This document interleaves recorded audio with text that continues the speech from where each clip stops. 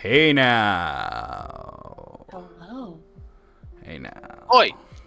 Hi, I'm Timmy. Tim go to college. Colleague.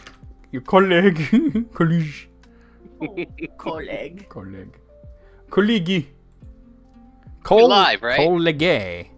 Of course we're live. We're hella live. We're live. Welcome to another stream. It is going to be the Liz Critics Remastered. Just go ahead and get the word out here. I'm not going to post. We're double live somehow. Somehow, yes. I'm not going to post on your channel. I'm doing it right now. Because I figured you would handle that.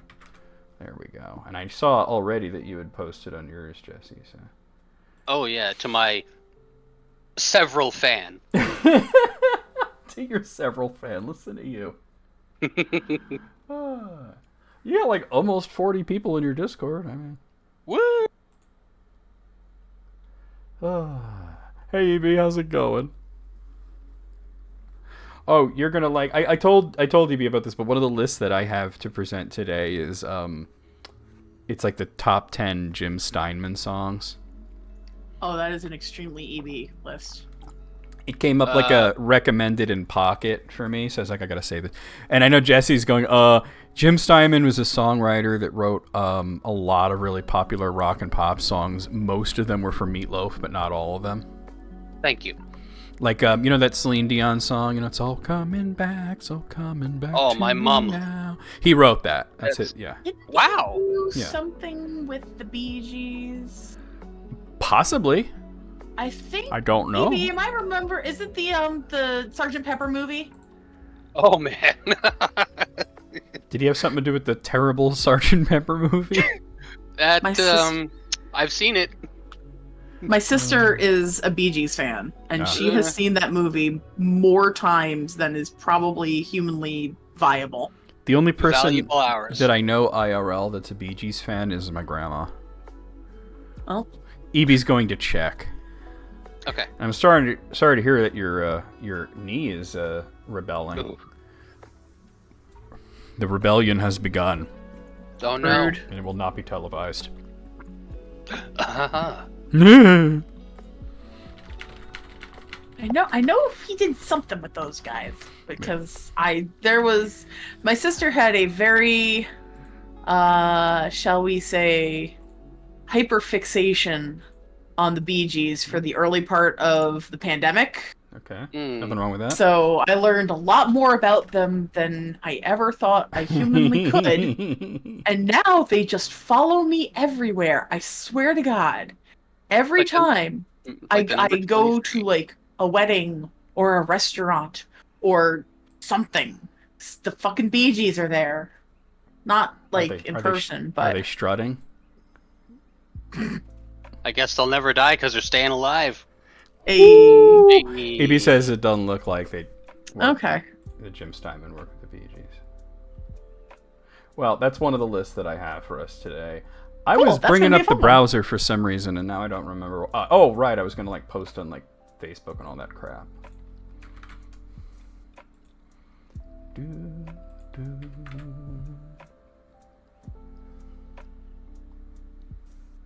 Oh my god. So there's this Twitter page called Nostalgic Gamer that keeps posting these like a group of video games, and it says, only one may stay, the rest may go, I've seen those. Yeah, and usually it's pretty easy to pick like one game that you really like out of it, but it's like this one. Okay, it's Chrono Trigger, Final Fantasy VII, Xenogears can go, but that's on there. Suikoden 2 and The Legend of Dragoon, and I'm just like, damn, that's tough one. Chrono Trigger, but Yeah, slam dunk, Chrono Trigger. yeah, but you're getting rid of Suikoden 2 and Final Fantasy VII. It's tough, Meh. 7 is fine. It is fine. I would say it's better than fine. I'd put 7. I'd put 7 on par with Earthbound for me. Oh, it's better than Earthbound. Come on now. For me, see, I love for Earthbound, and 7 is. Earthbound I is like 6 fine. better than 7. I like 6 better than 7 too, but I don't know. 6 is my favorite. And I don't know Suikoden well enough to judge that one. Suikoden. I actually like Suikoden 1 more than Suikoden 2. Suikoden 2 comes out the gate really hot, but then it peters out at the end. There's a point in the game where you can tell that they stopped putting as much effort into it. And everything, like the last act was kind of disappointing. Even the translation kind of went south. I was like, what happened? This game was dope, and now it's just good. Maybe their attentions were diverted to other projects. Perhaps, yeah. I mean, this is Konami we're talking about. Mm-hmm. And Legend of Dragoon is just this really underrated game, just hanging out in there, and it's like a Paper Mario style. Not even close, no. What, with the buttons? I mean, yeah, you could do that, but it's still a lot closer to Final Fantasy than Paper Mario. I just meant the battle system. Oh, okay. Hey, Moogle. Yeah, ding dong. Hey, look, I don't know where you're coming from with that. And then Xenogears is just, I don't know, I don't get it. It actually makes me physically ill. I just don't get it. And I recently, well, not super recently, but last year I played through the whole thing, even beat it and everything. Because you were doing it for one of your series, right? Yeah. Yeah. I'm up to Xenoblade Chronicles Cross right now. Okay. I just don't get the Xenogears thing. I really don't. Especially like y'all remember Tanya? No. Tanya was Jesse saying no, like he. Well, from what I understand, they ain't shit. Oh, that's true. She ain't shit, but Tanya was like obsessed with Xenogears, and she thought it was like the greatest game ever. And after playing through the entirety of it, I can only conclude that she never really played the whole thing. One of those people. There's no way. You play the first 30 minutes, and then you're like, it's the best. Yeah, right? Yeah. There's no way she even got to the second disc. Much less slog through that surprisingly sexist turn that the story had. Yeah. Oh, okay. I'm like, what the? I didn't know that was going to happen. Oh my god. They even made the last boss the first woman. Like, you basically, they don't call her Eve, but you basically fight Eve at the end. And it's like in Final Fantasy VII when you fight Sephiroth and you can't lose. Yeah. You know? It's like that, where you can't actually lose. It's like, I guess Alien Jesus wasn't good enough for a boss. Here's the concept of a woman as the final boss, and I was just like, and Tanya liked this? Like, I don't get it. Well, I get why sweaty dudes in the 90s liked it. I don't get why Tanya liked it. She could not have played it. There's just no way. I've been two of those three things, a dude and in the 90s. but you're literally incapable of being sweaty. Yeah. It is kind of amazing, though, right? It has its disadvantages, trust me. Oh, I'm sure you overheat pretty quickly, right? I radiate like putting a potato in the microwave. Oof. You should carry around one of those like little spritz bottles, so you just like spritz yourself with water whenever. It's great in the wintertime though, because like if I heat up a lot inside, I can just walk outside in shorts and a t-shirt. I'm like, oh, cool. I thought that was called being Canadian. Well, okay, that's partially has to do. Because you're just like, well, what the hell, yo, we be with the watch streak. Oh, I know. You know who has like the biggest watch streak that I've ever seen in my life is Moogle. It was 90 really? The other day. I was like, damn, I've never in any stream seen a watch streak that big. Like, damn, that's dedication. For you, Moog. Like, yeah. Way to go. Moogle's a real one. But we're going to get started. And Sega with the watch streak. Sega's a lurker, so I didn't realize they had a 250 watch streak. But it's true. I have every time I look at the viewer list, and I don't call out lurkers, but every single time I do see Sega's name there. And Sega's just flexing because I said Moogle's watch streak was the biggest I seen. Just like, I love that. Like, oh yeah, motherfucker. Sega cool, just though. Respect. Poking in like, excuse me. 250. That's just. I've never. Now that I come to think of it, I've never seen Sega not be there. Sega. All right, we're going to get started, guys. We're going to dispense with the intro because it's a gaming intro and we're not gaming today. So we're going to come over here to the List Critics Remastered. We're going to... I'm not going to say kill the music because last time I said that, you're like, don't kill the lo-fi girl. That's mean. What the music? Cut the fucking music. Make it stop. Call 911 now. Okay. Well, we're going to begin as we usually do with Tumblr doing something. This one's called it's 40 best Tumblr posts that are pure internet gold. Oh. I want them to go deep. Very deep. They go deep. They just don't call it that anymore. They're clandestinely going deep. It's just not the same. Perhaps it will be better. Perhaps it will be pure. Or perhaps it will be puree. Okay, number 1. Typecast here says, my friend's little brother, nonverbal, used to hide in people's shoes if he liked the person. Because it meant they had to stay long. Oh, I'm sorry. Used to hide people's shoes if he liked the person. I wasn't understanding that because it didn't make sense. Because it meant they had to stay longer. The more difficult it was to find your shoes, the more he liked you. One day my cousin came over and she was a bitch. When it was time to leave, my friend's brother handed her shoes directly to her, and she went on about how he must have a crush on her because he only helped her. Turns out he's ice cold. He's just like, get out of my house. Here, Yes. Here's your shoes. Leave. I'm doing you and everyone else a favor. Number 2, Cassassinated here says, I miss the days when no matter how slow your internet was, if you paused any video and let it buffer long enough, you could watch it uninterrupted. Yeah. They took that away from us, that ability. I did like that. Yeah. I wish I didn't remember that, because now... Now it'll buffer for like the next 10 seconds and then stop. Yep. Number 3, via Reddit, today I learned that in 2002 a researcher found that the average 8-year-old British child could identify 80% of Pokemon, but only about 50% of common wildlife species. And Saravia says, common wildlife species don't normally yell their names at you. Ooh, that got me. Yeah. Not only that, but there are only about 1,000 Pokemon. There are a shit ton more actual animals out there. That's true. See, and this is what I want to know, because there's no link to the stuff, but like, are they saying that kids couldn't identify like squirrels, or are they saying that kids couldn't identify like I don't know. A rodent that isn't native to their land? Well, see, that's another thing, and Gooey duck. I can identify one of those. I'm sure you could. But, the weird thing about it, I mean, another thing is that Pokemon, if you could name a Pokemon, you could usually remember which ones it evolves into or whatever. You know what I mean? Like, you're not just going to say Charizard, you're going to remember Charmeleon and Charmander as well. Yeah. So, All right, number 4. I got to make this a little bigger. There we go. Lumni says, okay, here's my idea. The British should just put a time limit on the monarchy.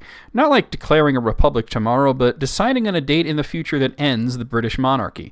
And here's the perfect date for it coming up. October 14th, 2066. 1,000 years since the Battle of Hastings, 1,000 years of this one specific bloodline ruling England. Call time on the monarchy after exactly 1,000 years. Nice and neat. Even better, Charles isn't living 44 years, he'll be gone in about 20. Now, William, he's what, 40? Yeah, he can live another 44 years. His great-grandmother was over 100, his granny was 96. William can make it to 84 barring accident or assassination. So on October 14th, 2066, William the Last steps down 1,000 years after William the First won the crown. Nice, neat, and fair. William gets the crown he's been waiting 40 years for already, but 10-year-old George grows up without any expectation of it. Have a nice big abdication ceremony, even. Or we could just do it today. Yeah, this is well thought out, though. It is well thought out, and it sounds nice. But why wait? Yeah, why wait till 2066? Yeah. Number 5, T-Boot here says, not to be a drooling socialist cuck, but if a full day's labor can't purchase 3 square meals, 24 hours worth of rent and utilities, a fraction of a month's clothing budget, and a reasonable portion to be saved for when you can no longer comfortably work, what the fuck are we doing shit for? What are we even doing here? Yeah. Yeah. I've been saying it. Yeah. Yeah. We have this, like, no politics on my Twitch rule, but during list critics, it so gets suspended. Yeah, it does come up. Because it comes up in the lists, especially the Tumblr. Can't help it. And we're trying, man. Yeah, like, well, I'm not going to get on my soapbox. And Yeah. I mean, I did a little bit with the monarchy thing, but, All right, number 6. Discourse Poster says, welcome back, EB. I often think that the one interview where someone asks a young Taylor Swift if she doesn't find it wrong to name her exes in songs, and she's like, well, if they didn't want songs about them, they shouldn't have done bad things. And I honestly think she's so right. Like, I see absolutely no flaw in her logic. Anyways, stream my new single called Taylor Swift's Carbon Emissions, available on all streaming platforms until I get a cease and desist and the threat of a defamation lawsuit. But also, if you write a song about somebody who's done wrong, like you're drawing attention to them, it's almost like people might want to start dating her just to break up with her. Like, hey, I get my own song. The songs are never flattering, though. Well, no. Yeah. I mean, she's not a rapper, but she does kind of write diss tracks. Mm-hmm. All right, number 7. Modded Innocent says, there's an article here. FAA changes astronaut definition, disqualifying Jeff Bezos and Richard Branson. Not going to lie, this is kind of hilarious. Good. I don't want them to be called astronauts. No. That's not cool. Yeah, let's not do that. Space tourism. Basically, yeah. Number 8, Katie Delaney says, a note to filmmakers, please do not make your movie so dark that I have to see the terrible expressionless reflection of my big dumb head in the screen for half of it. Oh, that's good. Yeah, you gotta hate when you occasionally catch yourself like, oh wait. Especially if you're playing like remember like the 3DS, and they would have that weird angle, and you're like, your face looked like Shrek, It would kind of pull it a little bit. AB says that space chimps are more astronauts than billionaires. See? And this is a continuation of it. It shows a screenshot from The Lord of the Rings, the Battle of Helm's Deep, and then a screenshot from Game of Thrones where you can't fucking see shit because it's so dark. And I didn't realize this was keeping going. And then Birdie says, but where's that light coming from? Bitch, it's called fantasy. Who cares? And Mornington the Crescent gives us the line from the epic rap battles of history with Tolkien and Martin, where Tolkien said, newsflash, the genre is called fantasy. It's meant to be unrealistic, you myopic manatee. Manatee? And then, wow, this keeps going. Then the Tin Dog says, okay, but from a theatrical storytelling perspective, there's a thing called willful suspension of disbelief, which is basically the concept that in order to let ourselves be immersed and enjoy a story, we need to turn off our knowledge that it's all fake anyway. Like, yes, we all know it's unrealistically bright for a nighttime war, but it needs to be so we can see the story being told, and the lighting designer used blue light to show it was nighttime. We know that Sir Ian isn't actually a wizard, but we suspend our disbelief because we want to be entertained. Pretty sure he's actually a wizard. He might be. We don't know. Might be. I mean, Brunhilden's musing says there's the moon, there's the stars. In this fantasy world, the stars might be 4 times as bright, or there might be 2 moons. Or, considering this is a land without electric lights, it's assumed that everyone's eyes, including those of the viewers, have adjusted enough to the darkness that normal-ass moon and stars prevent sufficient illumination to actually see that the Elf King is not wearing sweatpants like you'd be able to tell, or... who the hell was that who just got stabbed? It's kind of an important detail in an action scene. You shut up and watch the movie. And then Winter by the Sea says, Elijah Wood said he brought this up with Andrew Lesney, cinematographer on The Lord of the Rings once, and asked him where the light was coming from in a particular scene, and Lesney just smiled and says, same place as the music. Hey. Fair enough. Okay, that was a very long one. All right, number 9.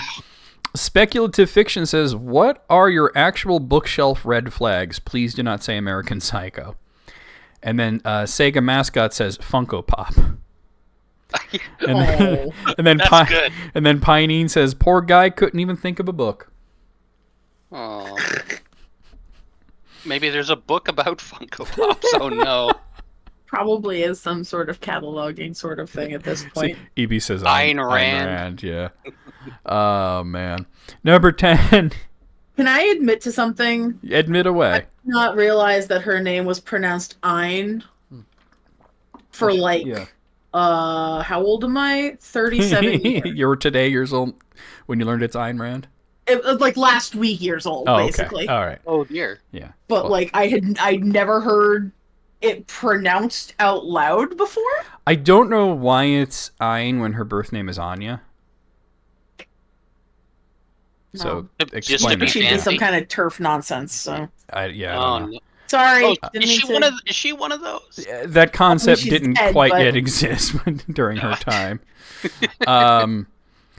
All right. Cordelia Flight here, this is number 10, says, my deepest, darkest fantasy is that I collapse on the street and then I'm rushed to the hospital. They perform a bunch of tests to find out I am severely deficient in some kind of vitamin.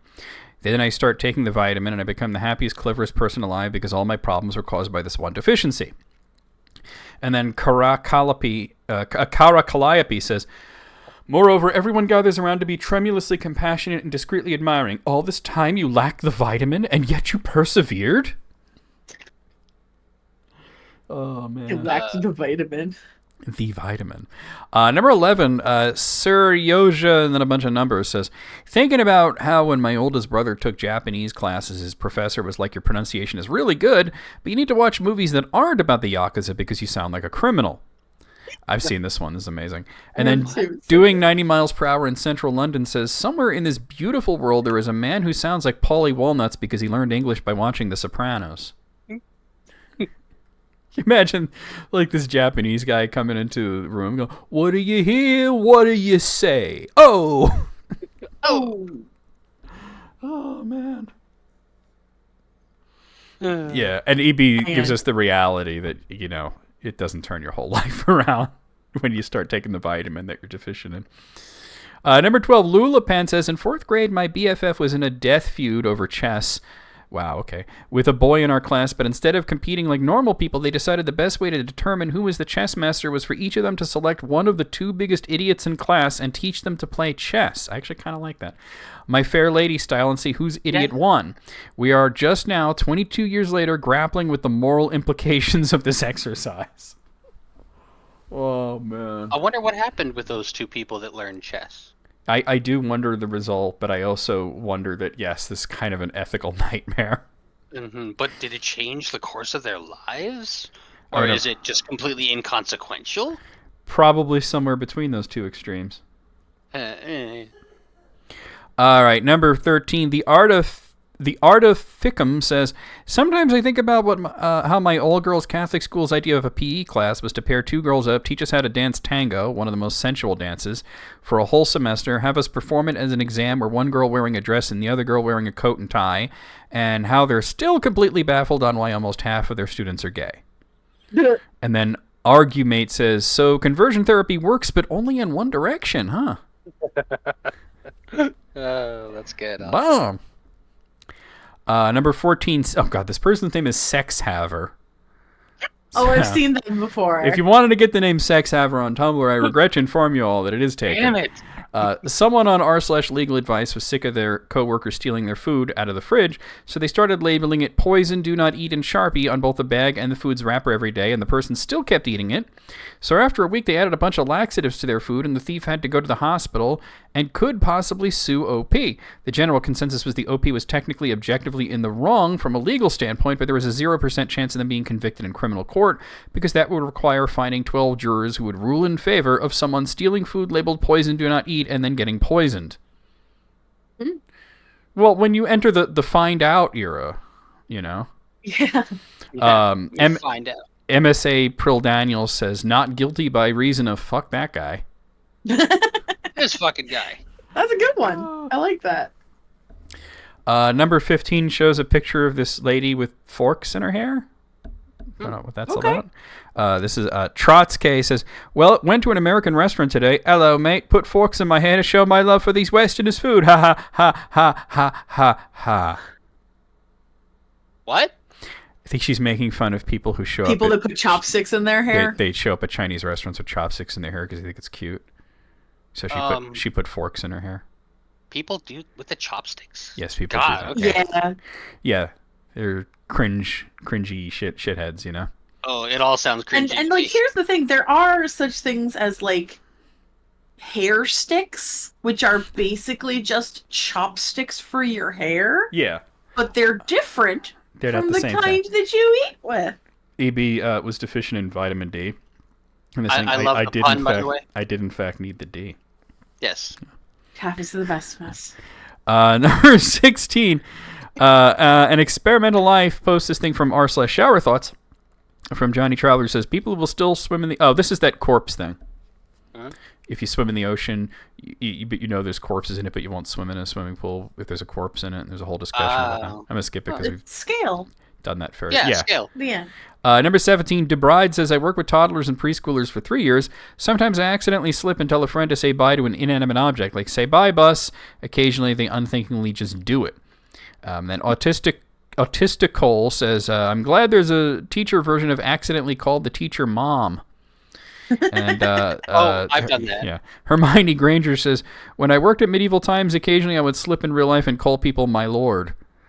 And then Mug Sandpugs 1 says, one time during our family prayer, Dad began, Our Father who art in heaven, American Airlines, how can I help you?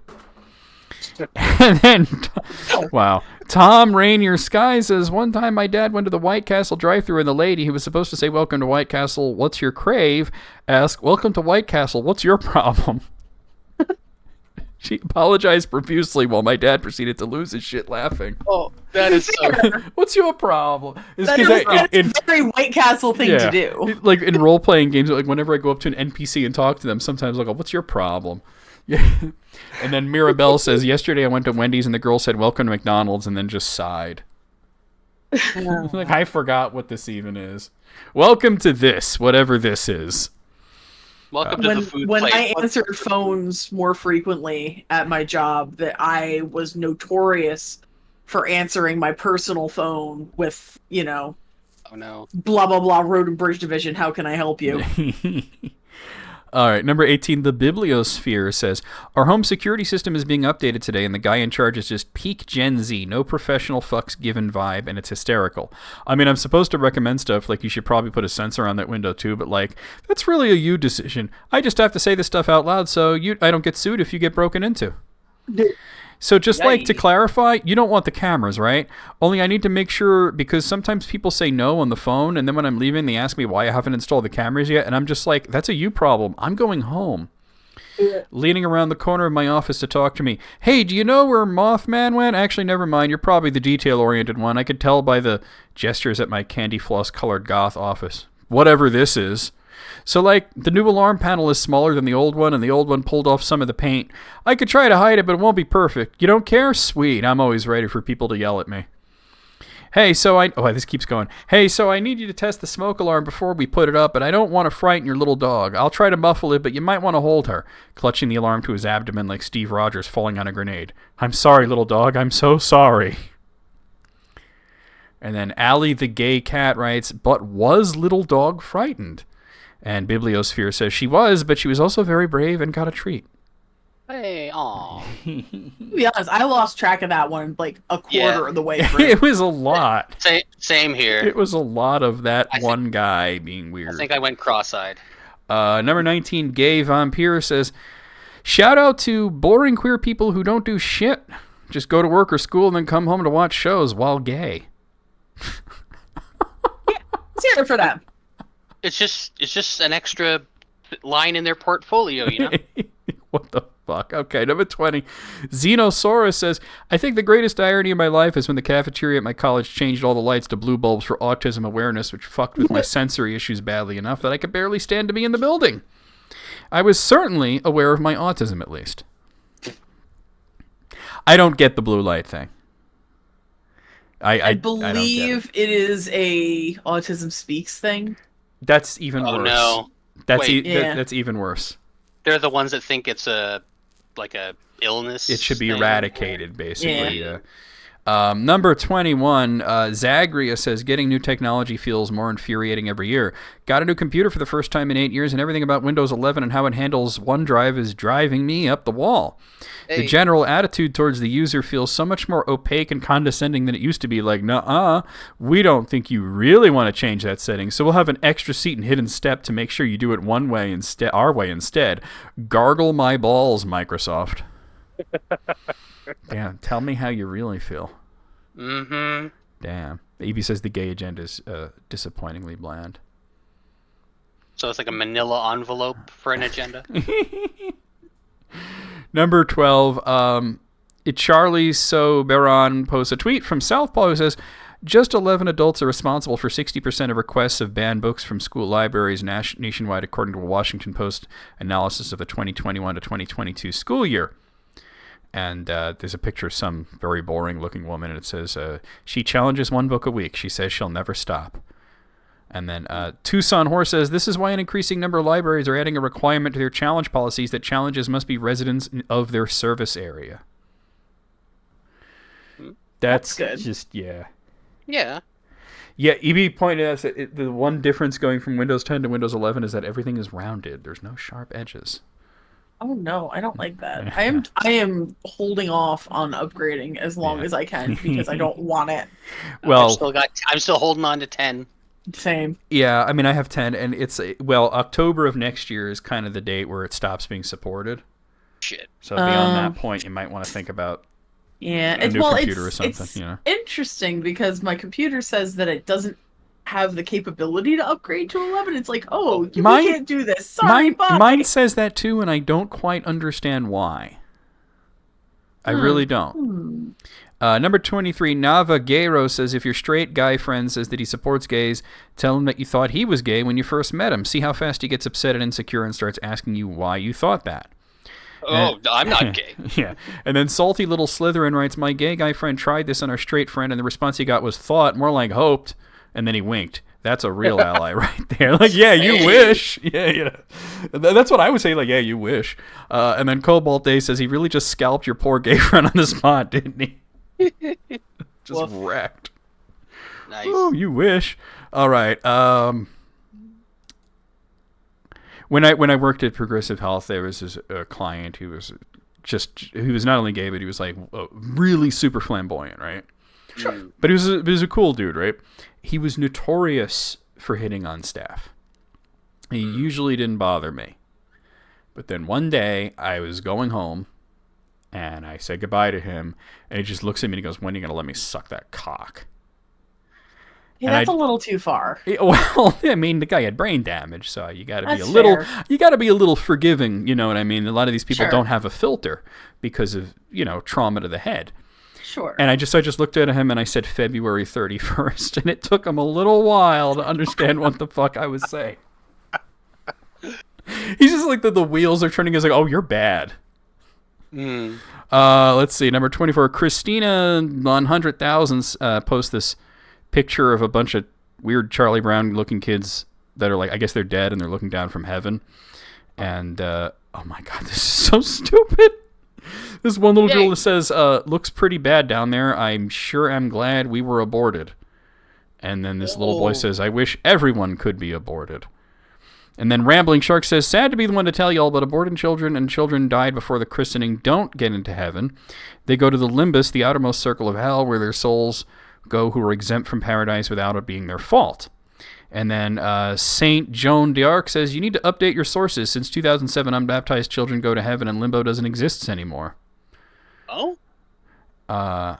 They finally patched that shit out? Yeah, it shows an article saying that the Vatican, they basically released patch notes for heaven update. Yes. Yeah. And then, wow, Cosmic Ive said, motherfucker ain't even read the patch notes. Yeah. I love it. All right, number 25, Roses Levy says, rich people are like so easily convinced about ghosts. I remember growing up, it was near this vacant lot. Whenever I broke a toy, instead of going to face the wrath of my mother, I would fucking bury it in that lot. And sure enough, some dude tried to develop the land and found a ton of buried rotten dolls and shit and told everyone it was haunted. It's been over a decade and that lot is still vacant. Johnny Fourballs writes, you single-handedly tanked the value of somebody's prime real estate, and that makes me happy. And then Darren the Mad Scientist says, as soon as I read this, I immediately started thinking of ways I can do this on purpose to get cheap land, and I was like 5 posts down my dash before I realized I was becoming a Scooby-Doo villain. And then Smallest, Feeblest Boggart says, those meddling kids were the true villains all along. Okay, fair enough. You'll need 4 balls. That's what I just stuck on that one too. I was pretty stuck on that myself. Yeah, it was Old Man Jenkins. Number 26, Nophisticat. Wait, Noficus Tits? I don't know what it says. Tencent. Yeah, we're developing Face ID AI algorithms to identify people in protests and riots. Everyone. Jesus, that sucks. Tencent. Also, here's an AI art generator that can turn your selfies into anime. Everyone, apparently. Fuck yeah, let me get in on that. Oh, God. AI don't care. Also, just I'm not gonna Tencent. I'm not gonna get on my soapbox. All right, number 27.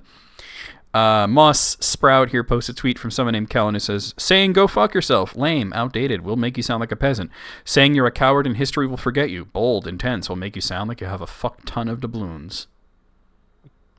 Fair enough. Of doubloons. May you lead a very interesting life. May you live in interesting times. I don't want to live in interesting times. I don't, yeah. There Could it go back to being boring? Number 28, SK Autism shows a thing, I think it's from Reddit, from Versace Blues, writes, I once won first place in my university's poker AI competition. We had 2 hours to build a bot, and the first place was a new MacBook. I was a freshman and had no idea what I was doing. My algorithm was really with, if is my turn, go all in. I broke all the other bots who started to fold every single time. Nice.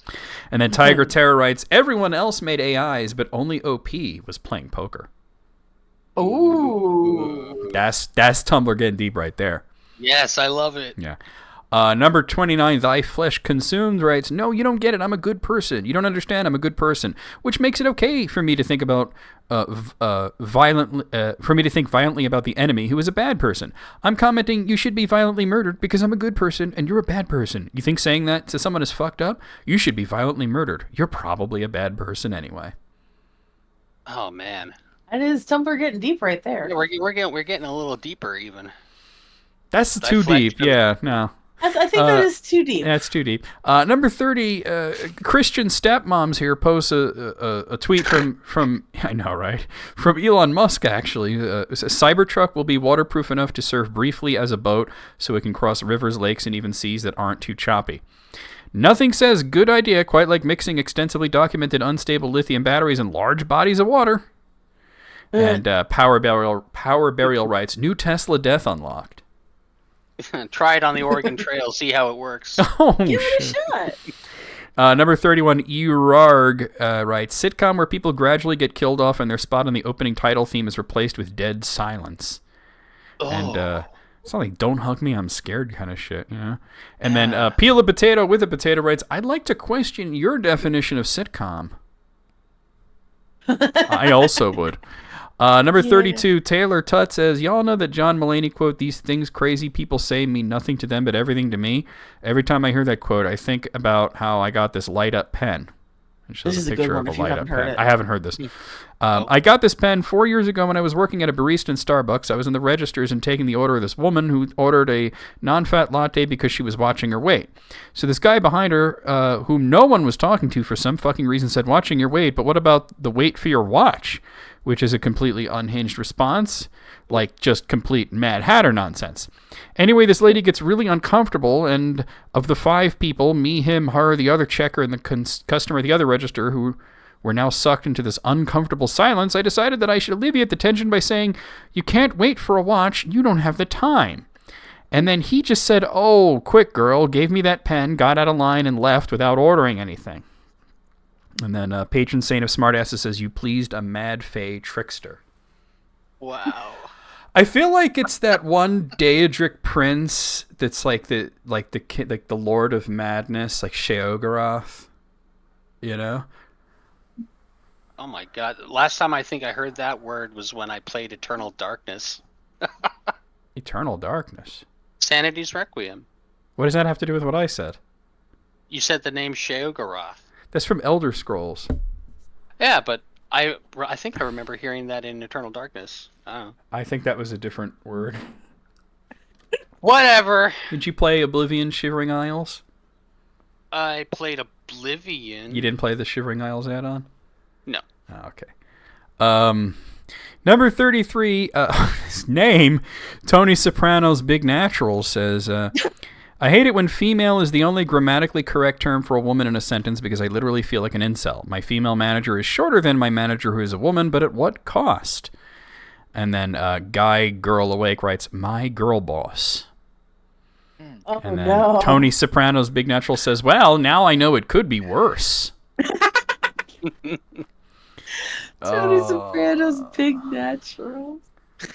Yeah, I Those believe... will never yeah. cease to make me laugh. EB's pointed that, and I have to be very careful of the way I pronounce it, the term in Eternal Darkness with Shibnugaruth, Oh. which is from Lovecraft. Okay, well... But you have to be I'm very sorry, he was careful close. about the way that you pronounce it. Sheogorath is the god of madness from the Elder Scrolls universe.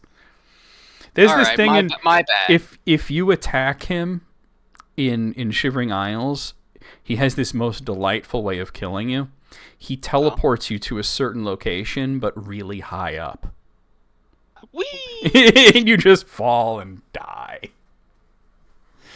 And it's not, you can't save yourself. It's not Morrowind.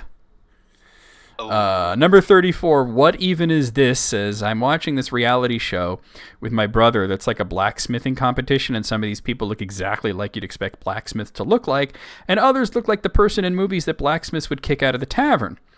And then Leon Tabarton says, is it forged in fire? Because if it is, I totally agree. And What Even Is This posts... It says it is, and posts a picture of an extremely blacksmith-looking dude, and then some dude who looks like he builds Legos. And then the Loch Ness Monster writes, there are two types of people in this world, blacksmiths and also blacksmiths, but they don't look like it. And Dessert Retro says, the funny part is that sometimes it's the guys that look like blacksmiths that are actually the ones that get sent home. And What Even Is This says, well, it takes more than just a pretty face to forge a knife, you know. And then King of the North writes, this is one of my favorite shows, but also my family relentlessly mocks the host for being painfully masculine in a seemingly performative sort of way, leading to my dad begging me to make this image. And it shows the host, like, and he's like standing there with like a sword behind his head, posing. And they put a cry on it that says, Balls Balson thinks his dick is huge. Balls Balson. Thank you, Dad. That's amazing. All right, number 35, Hen Stomper. Right, what are you stomping on hens? And she played Zelda, done anywhere good. Hen Stomper writes, too many people see evolution as just animals becoming better animals, when the truth is that there's a species of boar that evolved to die because its tusks grew into its skull because the males with long tusks fuck the most. Well, I guess they were meant to, go away. Well, see, when Darwin said survival of the fittest, it was really more like survival of the hottest, because it really is who mates the most, Not survival of the smartest. Yeah. Number 36, James 17 writes, gun to your head, you have to make an R-rated Scooby-Doo movie, what do you do? And then Thyrell says, completely normal, silly movie, but Shaggy hits a bong in every scene. It's a different bong each time, by the way. Oh my god. That's amazing. Just not whatever Velma show was. Oh, my graph... Nobody liked that. My graphic says July. Oh, it does. Let me see if I could fix that. I don't know if it's going to fix it live, but yeah. It does. I changed the episode number, but I didn't change the month. All right, I could probably fix this live. Let's see if I can do this. August. It's August, yeah. I mean, the thumbnail is going to be correct, but... Oh wait, no, that's the I need the I need the PSD file. Where's my PSD file? Here it is. Okay, so let me just change this to say August. Augustus. Loop. Julius Augustus. And I'm going to save over the one that I'm using here. And I don't know if it's going to change. Could not save because its disk copy was changed. Try closing. I basically can't change it. I can't save it because it's being used in Streamlabs.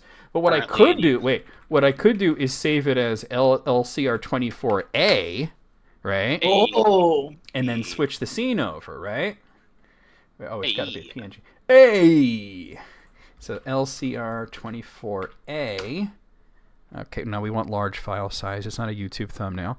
And then let me go ahead into my properties here and just type a little A there, and that should do it. Yep, now it says August. Okay.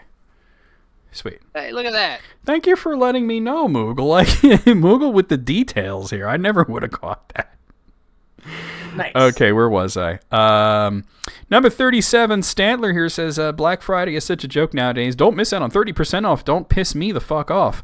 People used to hit each other over the head for a microwave. That's how low the prices were. People literally died. We used to be a country. People just shop online now. No, but what he's saying is the deals ain't worth dying over now. Nah. They ain't that good.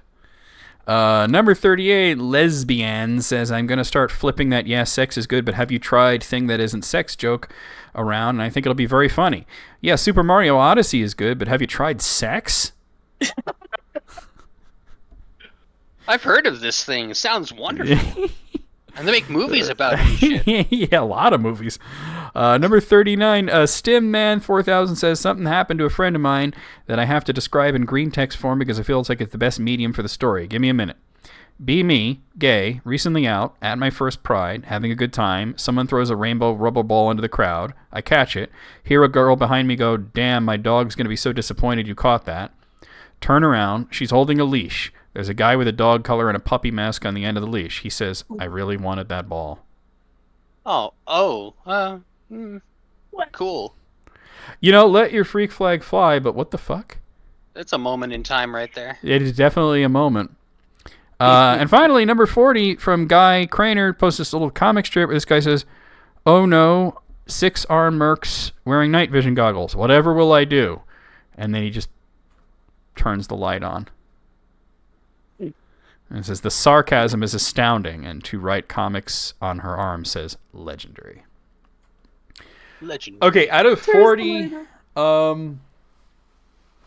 34 is where I'm at.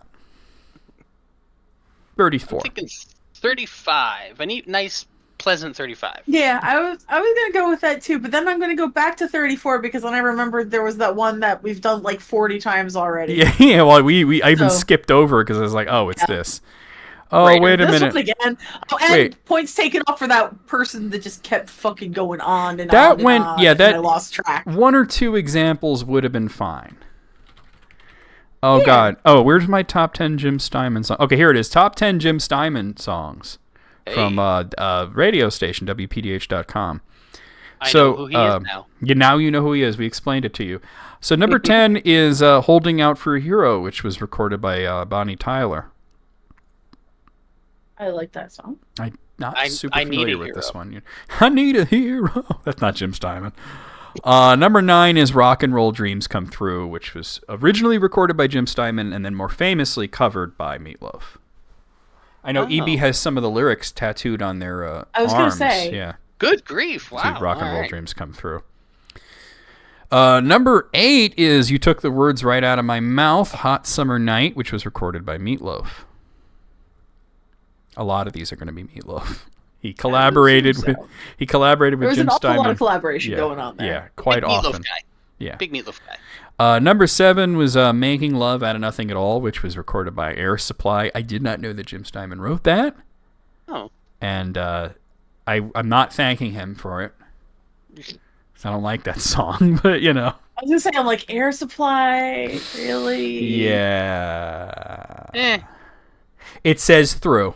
It says through. They got it right, EB. Well, now you know why you like that one Air Supply song. Number 6 is 2 Out of 3 Ain't Bad, which of course is recorded by Meatloaf. One of his most famous hits. Mm-hmm. Number 5 is Bad Out of Hell, which was recorded by Meatloaf. Ooh, that's only number 5. Well, I mean, there's some pretty big songs coming up here. Yeah. Number 4 is It's All Coming Back to Me Now, which of course was recorded by Celine Dion. Huge. Which he actually wrote that for Meatloaf to sing. And then they had a disagreement. Meatloaf wanted it to be a duet, and Jim Steinman thought it shouldn't be a duet, and so it went to Celine Dion. And then Meatloaf famously recorded it far later as a duet. So there you go. Number 3 is I Do Anything for Love, But I Won't Do That by Meatloaf. Super huge. Biggest. Yeah. Number 2, Paradise by the Dashboard Light. by Meatloaf. Also, And number 1 is, of course, Total Eclipse of the Heart, which was recorded by Bonnie Tyler. Oh, I do love that song an awful lot. Did not know that was a Jim Steinman song. Yeah, he wrote well. When you listen to it, you're gonna be like, oh yes, this is hella Jim Steinman.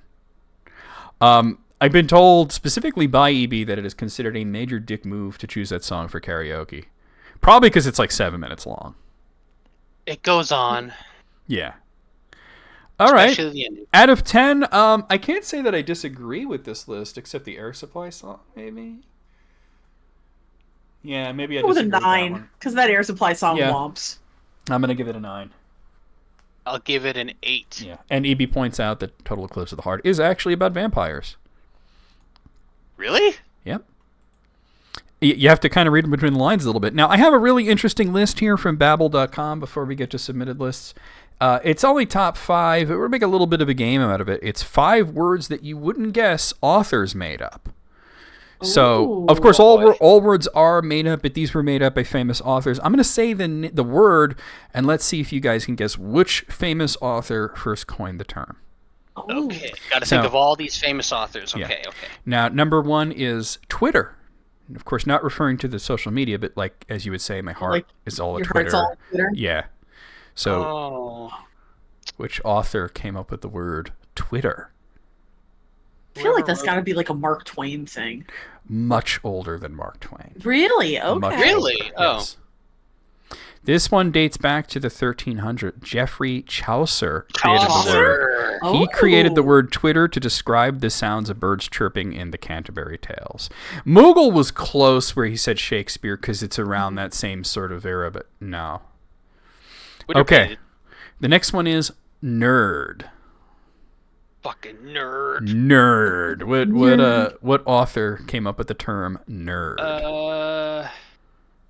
Fuck, do I know authors? I feel dumb. Nerd. Moogle got it. Moogle knew. It's Dr. Seuss. Dr. Seuss? Dr. Seuss. I'll sail to Gazoo and bring back an ick touch, a preep and a prue, a narkle, a nerd, and a seersucker too. It was from his children's book, If I Ran the Zoo. Wow. Yeah. Okay, so the next one is tween. Tween, referring to not in between, but referring to somebody's like age. the age of somebody? Yes, Yeah. the tween years. I feel like, again, this is going to be one that's older than I think it is. Well, how old are you thinking? Ooh. See, that's where I'm getting stuck. I'm like, are we thinking 1800s? Are we going older? It's much more recent than that. Scott Fitzgerald. No. It's not William Gibson, Moogle. Tween. All right, Tween the sheets. I'm going to put you guys out of the misery because this is killing me here. There's a certain author by the name of John Ronald Reuel Tolkien. Oh, Christ. Tolkien. Because he Wow, decided now I that feel silly. he decided that hobbits come of age when they're 33 years old, so that the 20s are the tween years. Oh, that's clever. Yeah. Okay. Meme. Oh, God. Richard Dawkins. Yes, it's Richard Dawkins. Oh. that one's Hey. pretty That well one. done. Richard Dawkins, exactly. The more you Bastard. know. He is a bastard, isn't he? What? And- Okay, what did he I will do? not get out. He's just a prick. I will save this for. He's just- this for off stream. Yeah. Okay, he's okay. he's just a prick. And then our got final word here is gremlin. Oh, Gremlin? Gremlin. This what's one's a gonna. gremlin on the wing? That's more accurate than you think. Really? Yeah. Because it does have something to do with airplanes. Oh, shit. Believe it or not, the original definition of gremlin was very closely tied in with airplanes. That's true because it is military. Yes. Oh, So who's writing military shit? Y- Tom it's- Clancy. No. No, it's Yeah, definitively Moogle. Willy It's Road Doll. Yeah, Moogle. Oh. Yeah. Darl. Road Doll. So the in the military they were joking. They were saying that the little creatures that could cause mechanical problems in aircrafts, they called them gremlins. Road Doll popularized the phrase in his book, The Gremlin: A Royal Air Force Story. Oh. Hey Alice, how's it going? So there you go.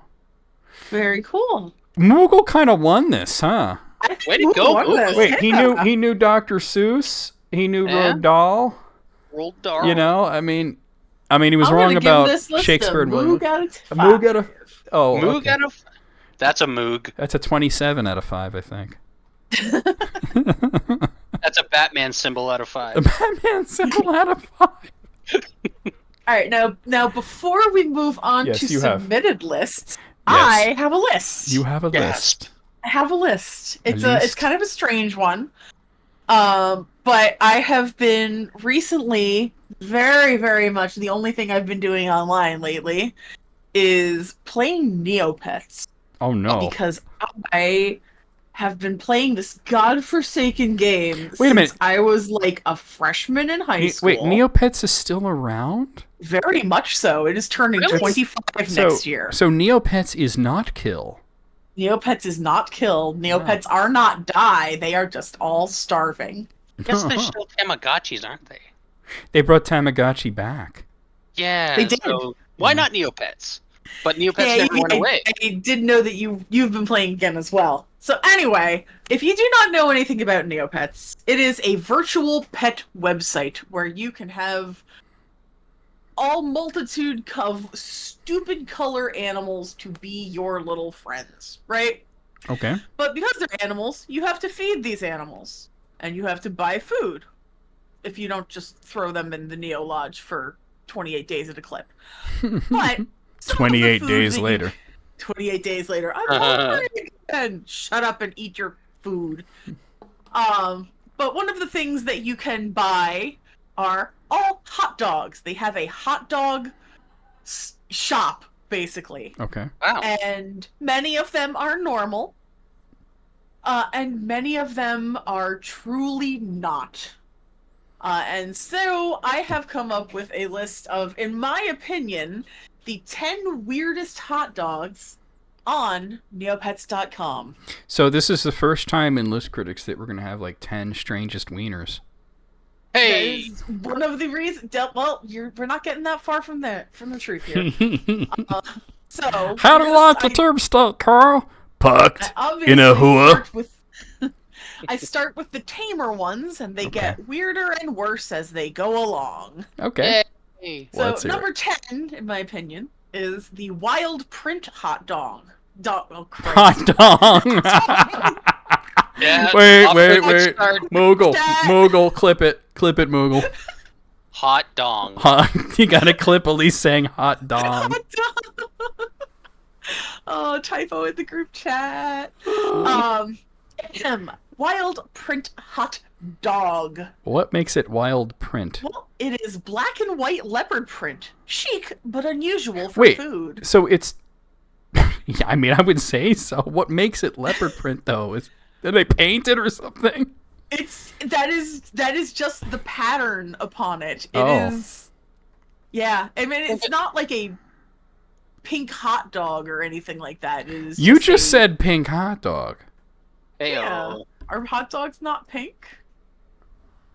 uncooked, I guess. I guess they're kind of red. I don't know. So these are like T-shirts. They can have like patterns. Yeah, I thought it was going to be like bizarre meats and or hot toppings Well, or I mean, something. they're. I wish. You know what? Here, I will drop a link to Okay. so that you can. Where are you putting it? I will put it into. What's the best place? Should I put it into List Critics J- or should I put it into? Well, List Critics is a voice chat. Put it into the general chat, or you know what? Put it Yeah. into images and sounds, since that's okay. related I to. will- Thank you, Moogle. That's related to like when we're streaming. So. There we go. All right. So here is the wild print hot dog. Oh my god. Do I look like I know what a god dang JPEG is? I just want a god dang picture of a hot dog.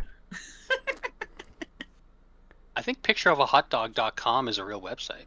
I think it is. Well, alright, I'm going to that. All right. Picture of a hot dog. I might make this my homepage. I don't know. Oh, but it's like a dog in a pool. Oh, Like okay. like a Labrador. Oh, Yeah. because he's hot. He needs to Yeah, cool he's off. cooling down in the pool. It's cute. But yeah. Okay. So- Number 9 is the spherical hot dog. A regular hot dog served in a bagel. Standard silly hot dog, extremely edible. Interesting. I've never had anything that was... I've had many things that were edible. I've never had something that's extremely edible. Like, this is going to nourish the... Maybe this is going to nourish the fuck out of you. Super. It is so full of nutrients. Bam. So now we're gonna get a little weird. Okay. Number 8 is the healthy grass hot dog. A normal Frankfurter, but in a bun made of grass clippings. Good source of fiber. Ew. Well, I guess you're feeding it to animals, and animals will eat grass. Yeah. And so one of the things on Neopets is that they are known for just weird shit. Like, it's not... Nobody in their right mind is actually going to eat this, but it is silly, and therefore... Thank you. Funny. Number 7 is the Mega Chili hot dog. Is An this for oversized hot dog Sonic the stuffed Hedgehog? with chili. It looks like it is taking a dump. Oh. Wait, we need a picture. We need a picture of there. that. Because I'm like, chili dog, that's normal, but like if it looks like it... Normal. Mega Chili hot dog? Hang on, I'm trying to get the... I like chili hot dogs. But... I love a chili dog. Yeah. But I want to see a hot dog taking a dump. Here's a Mega Chili hot dog. Oh, that looks unfortunate. Yeah. Still want to eat it? I mean, I'd yeah. probably still eat it. There's a lot of food that's good that just doesn't look good. Yeah, that's true. That's half of what I make. There you go. As long as it tastes good, right? Yes. All right, what's next? Number 6, the big beefy hot dog. Similar to the Mega Chili, only not stuffed with chili.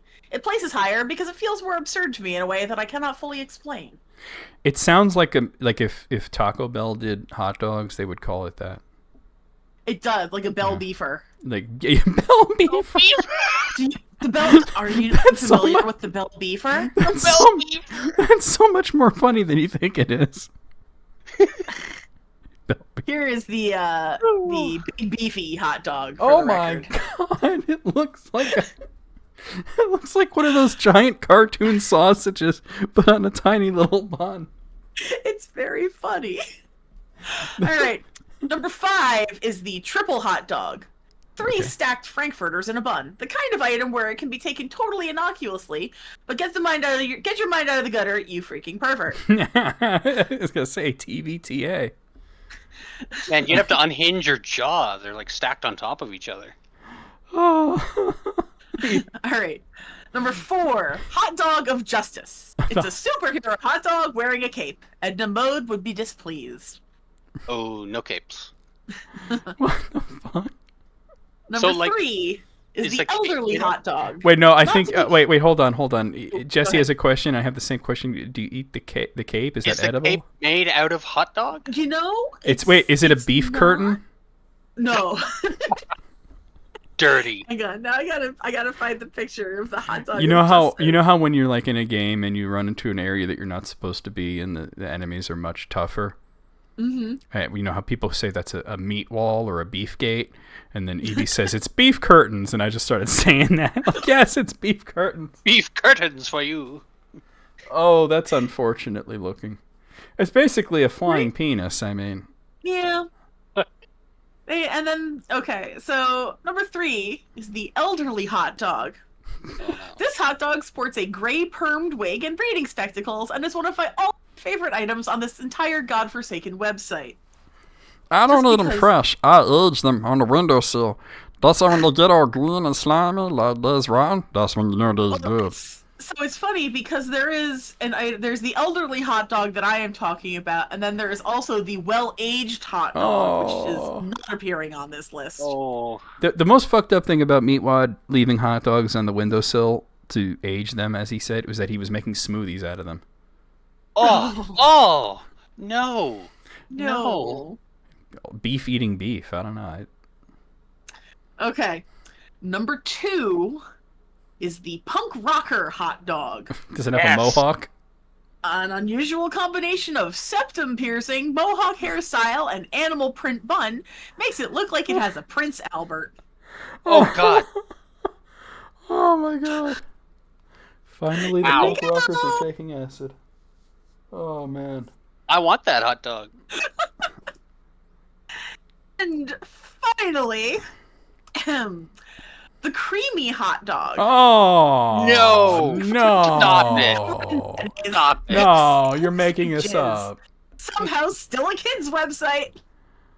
We need a picture of this. I'm getting there. I We had need a picture of to, this one. and here is the creamy hot dog. It's even got drips, man. No. So, do you remember the first scene of Avengers Endgame with Hawkeye and his family, and they're having a cookout, and Yeah. he says, "What do you want on your hot dog? Ketchup or mayo? Or not mayo? Ketchup or mustard?" And the kid says mayo, and his daughter looks and says, "Who puts mayo on a hot dog?" Yeah. Yeah. Who puts mayo on a hot dog? Or Indeed. what if the kid said cream? Cream. I want a creamy hot dog. Cream fraiche. Cream fraiche. Like, look, just give me mustard and onions or something. All right. Actually, I tried something daring. I put hummus on a hot dog, Oh. and it was that honey jalapeno hummus that I've been talking about. Okay. How was it? I'm Dope. apprehensive. Okay. Dope. It was Nice. amazing. It was the tits. I do like hummus. Out of 10, well, go to Walmart and get you some honey jalapeno hummus. It's the tits. Ooh, Um, I like those things. 10 out of 10. This was an odyssey of weird. We went on a journey. Yeah. wanted to 10 out of present 10 hot something- dogs. Thank you. Yeah. I wanted to present something tonight that we so- truly would not see anywhere else. And A Unconventional. Frankfurter out of 10. Very nice. I did not know that these things. Do these have like different stats or something in the game, or is it just for these fun? are just regular food. So Okay. they will usually Oh. do is just make your pet full. Okay, so like they're not like one's not better than the other. Like no, they have stats. No, ultimately Yeah. no. Some of them are rarer than others, Oh, but okay. like that doesn't really impact much of anything. The big beefy Except for hot price. dog is sending me just looking at that picture. It's the funniest one. It's not the weirdest one, but it's the funniest Oh. one. That's why it's placed higher than Mega Chili because it's just funny. It's just looking at it. It's just absurd. Okay, so I gotta scroll back up here. Ellis sent me this thing from The Guardian. Let me check this out real quick. Blasphemy, violence, and live turtles. 10 plays that shock the world. And plays. So these are plays that are shocking for one reason or another. Okay. Positively Okay, shocking. these aren't numbered. So the first one here is Jerry Springer the Opera by Richard Thomas and Stuart Lee. Wait, what happens here? Do the opera people just go, Jerry, Jerry, Jerry? That would be epic. I know. Jerry, Jerry, Jerry.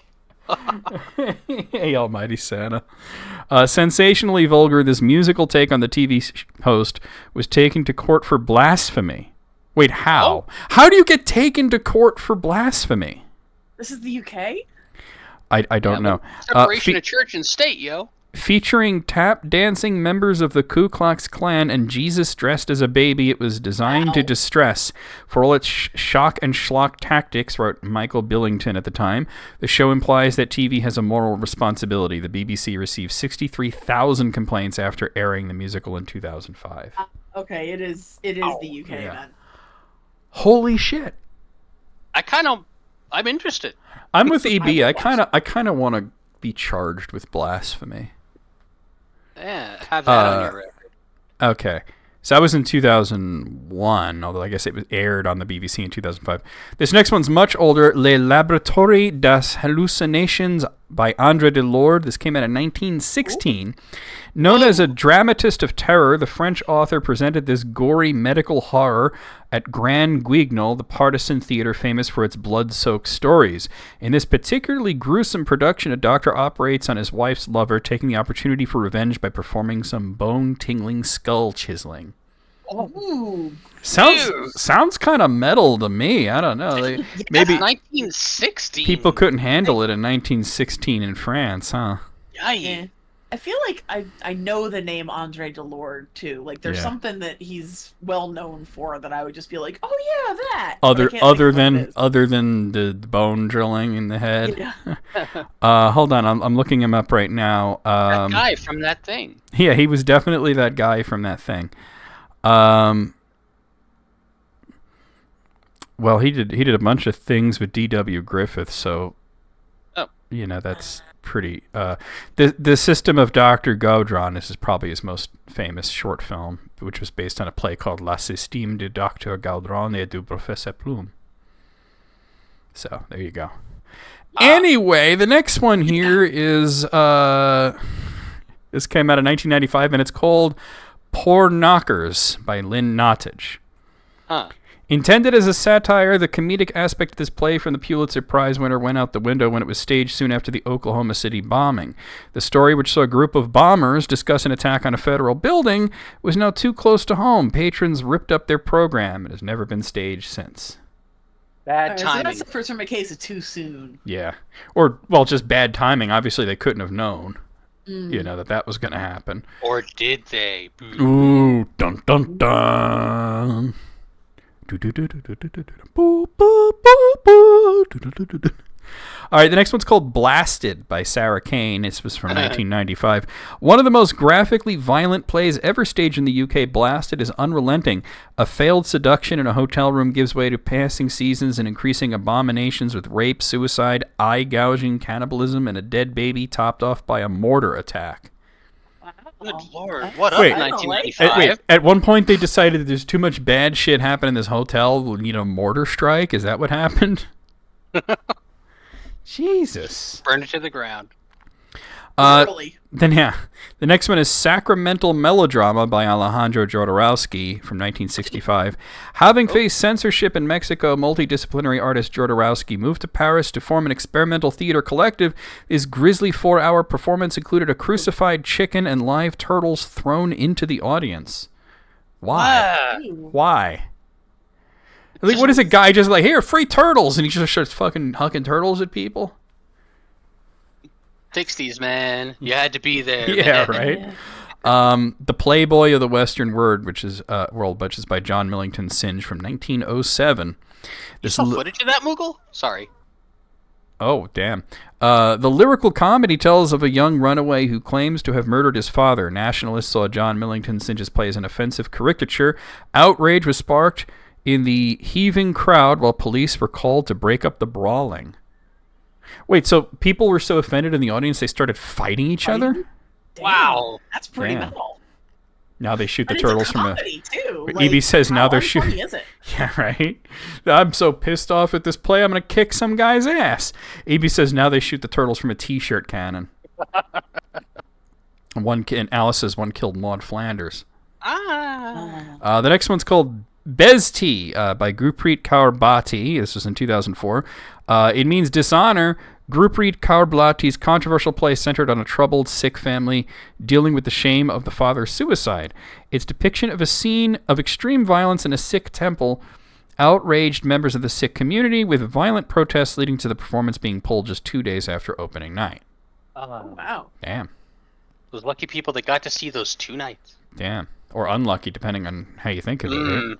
Mm. This next one, just from the name, you can tell there's something up here. It's called Slave Play. It's by Jeremy O. Harris. This is from 2018.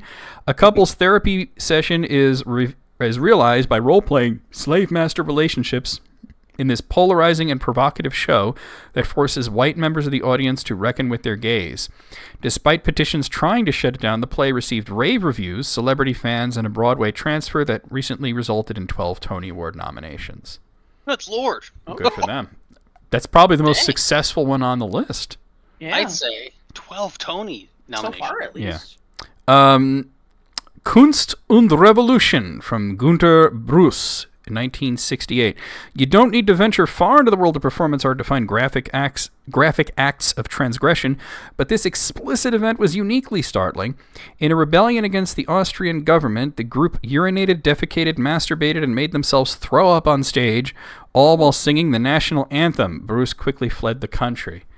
Whoa. I thought that was called The Aristocrats. Hey! The This sophisticated. means art. I have questions. Damn.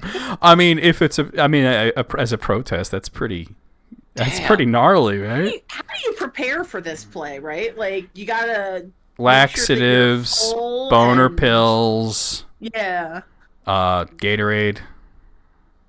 You gotta I have guess. fantastic improv skills. Nose plugs.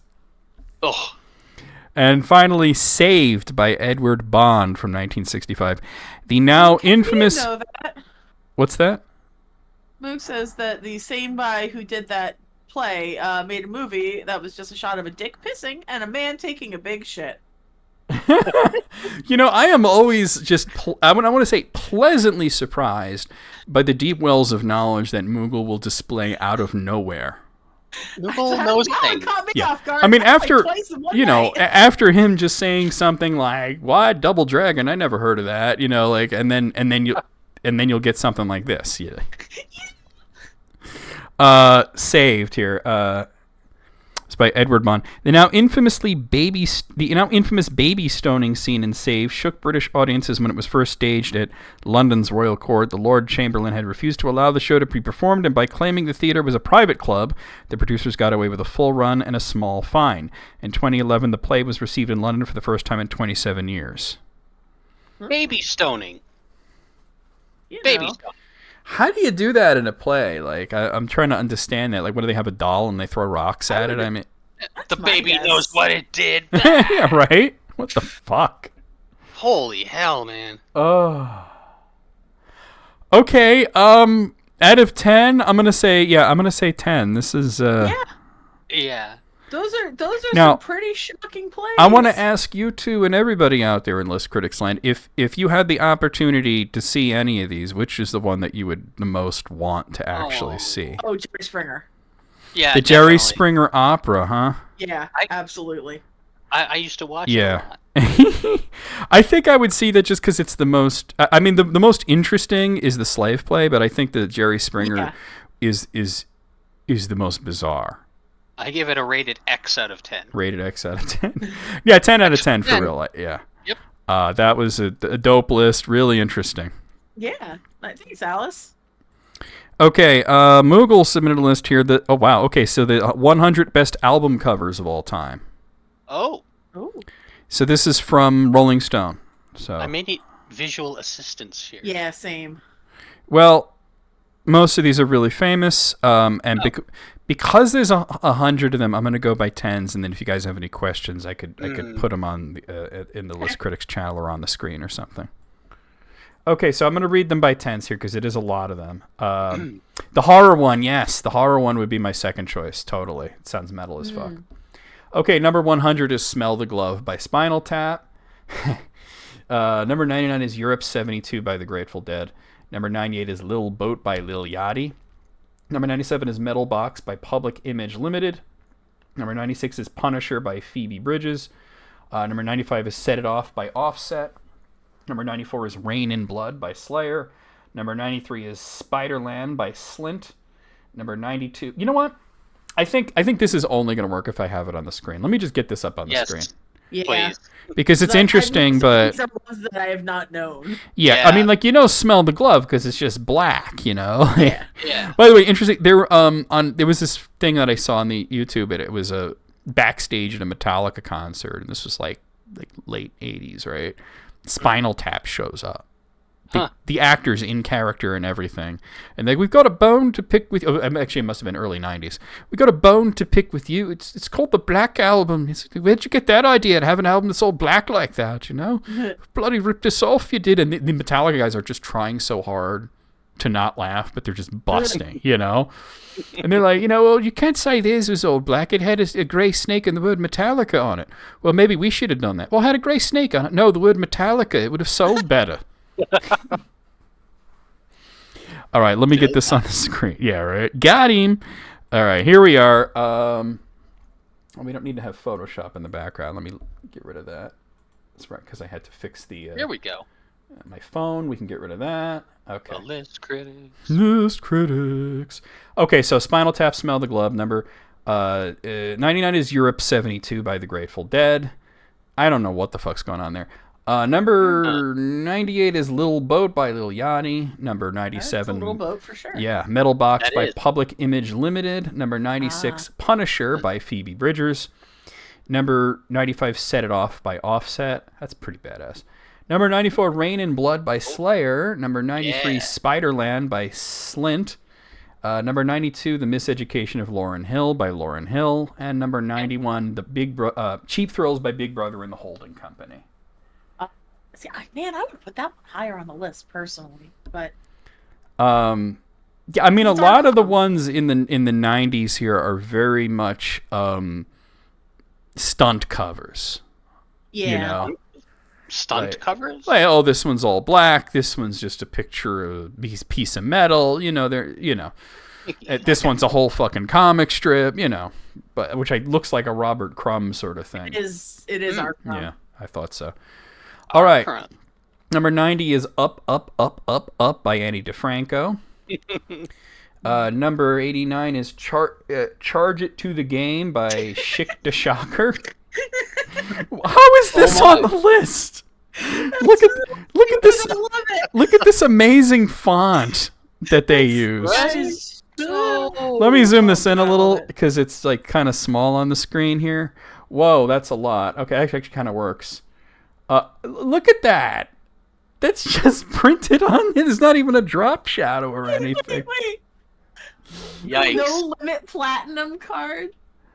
Oh. All right, let me zoom it back out because that's too much. Oh no, I'm down here. Oh, it's annoying. Okay, all right. Number 88 is On the Beach by Neil Young. Number 87 is Question, Are We Not Men? Answer, We Are Devo by Devo. Number 86 is Blonde by Frank Ocean. Number 85 is Minor Threat by Minor Threat. Number 84 is The Blueprint by Jay-Z. Number 83 is Folklore by Taylor Swift. Number 82 is Donde Estén los Ladrones by Shakira. And number 81 is In the Court of the Crimson King by King Crimson. Oh, That Okay. one is an iconic So one for me. I'm going to say Yeah, here that, look at that. and I'm not speaking to quality of music at all, only album covers. Yes. Out of this grouping of 10, King Crimson and Jay-Z are the only ones that fucking belong on this list. Like, this is just a picture of Shakira.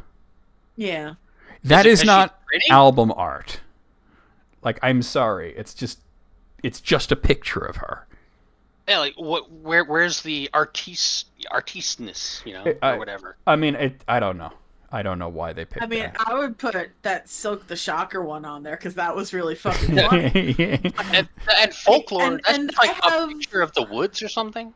Yeah, there's nothing impressive about the Folklore cover. to me. Well, as pointed out by EB, Folklore had about 6 different covers. Oh, that's boring. That's not fair. All right. I am They biased towards muscled the their Minor way. Threat one, but that's Yeah. because Yes! I'm biased. I love it. All right, number 80 is Titanic Rising by Weyes Blood. Number 79 is the Carter 3 by Lil Wayne. Number 78 is New York Dolls, self-titled. Oh yeah. Number 77 is The Queen is Dead by The Smiths. Number 76 is Igor by Tyler, the Creator. Number 75 is Kid A by Radiohead. Number 74 is Park Life by Blur. Number 73 is Red-Headed Stranger by Willie Nelson. Number 72 is When We All Fall Asleep, Where Do We Go by Billie Eilish. And number 71 is LP1 by FKA Twigs. Whoa. Why does she look AI? Oh yeah. Why does Ooh. Just a quick AI generated. Why does she look AI? No, are they getting worse? I feel like they're getting worse. Like I don't like there are some They're albums not- on here that I quite like, but the only one Yeah, that but we're I talking think about is a just the particularly covers. good artwork is maybe Kid A. Yeah, And yeah. the Queen is Okay, Dead, I mean sure, I'll the put that Lil in. Wayne one is creative. It's cute. Yeah. You know what I mean? Yeah. Look at that. This one's creative. It's not very good, but it is creative. But yeah, no, I mean, I would say the only good one on here is Radiohead. In terms of, like I said, just the album art. If we are basing exclusively Yeah. on album artwork, which Only this- the art. yeah. Okay, number 70, Night Clubbing by Grace Jones. Number 69, Murmur by REM. Nice. Number 68, 1984 by Van Halen. That's a good one. Number 67, Melodrama by Lorde. Number 66, Here My Dear by Marvin Gaye. Now, this should be top 10. It's an amazing cover, but That's a okay. gorgeous one, yeah. Number 65 is Introducing by DJ Shadow. How is this on the list? All right. Number 64 is Way Out West by Sonny Rollins. Number 63 is The Velvet Rope by Janet Jackson. Number 62 is Loveless by My Bloody Valentine. And number 61 is Licensed to Ill by the Beastie Boys. Hey, but the airplane. That's a good one. Too many of these are just pictures of the artist. Yeah. At least... I think there's... Or just like people doing stuff. Yeah, like this, right? Like, what is this? Yeah, people doing stuff. Or, oh, look, we're at a record store. This is clearly the best one in the grouping. Also, even though it's just kind of a photo, I'm rather fond of the Grace Jones ones because what a photo. I agree. The Grace Slick one? Grace Jones. Grace Jones. Very different. I get them confused in my head, even though they're two totally different They're human not beings. even similar in any way. Nothing is similar at all, but then because they're both named Grace, my brain likes to go... Oh, man. Grace Slick? Grace Yeah. Slick was the lead singer in Jefferson Airplane.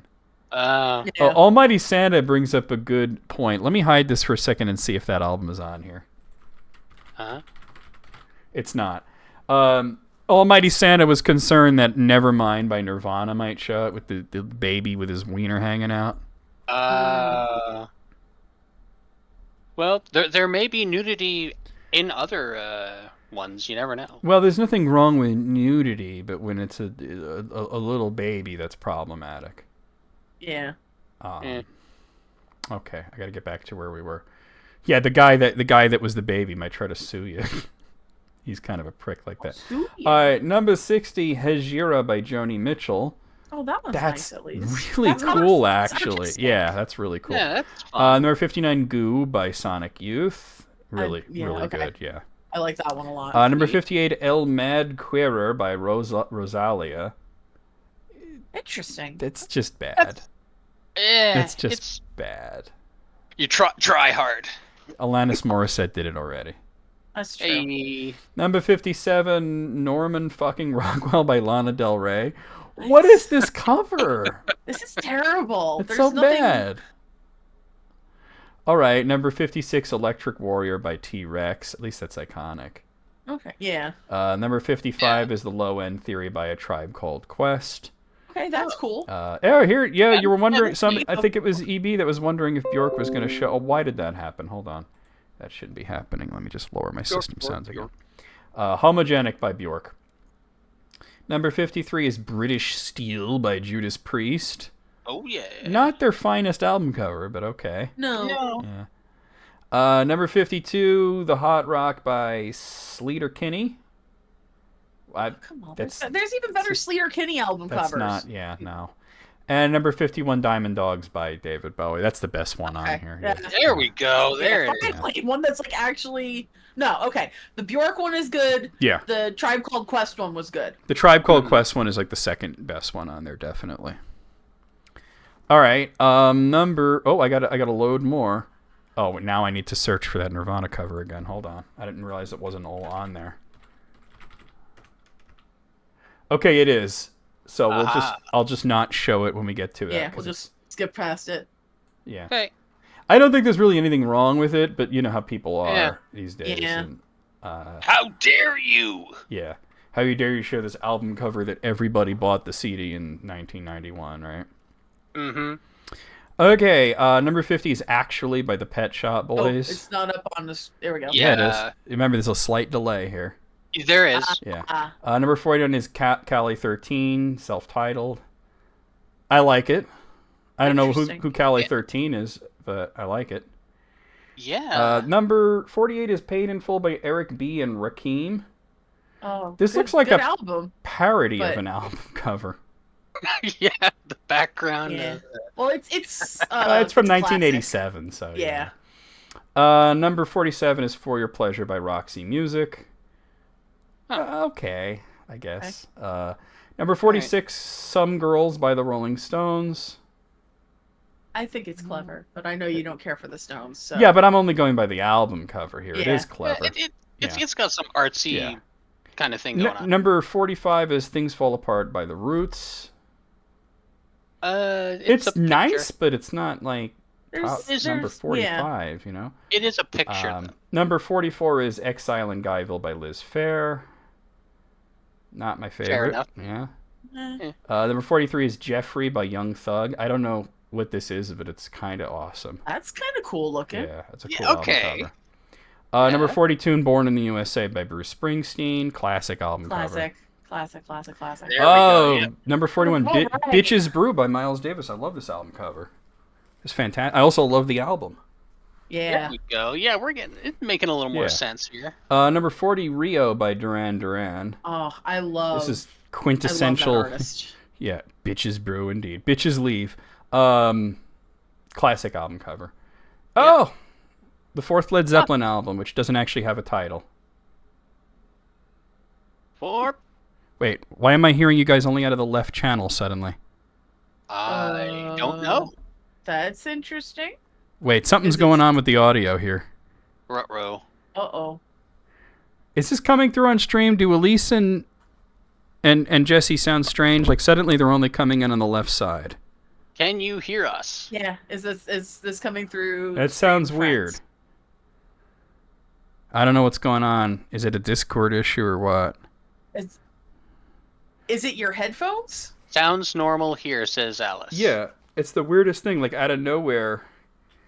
If my headphones were giving me a problem, they would be crackling or something, you know? Okay.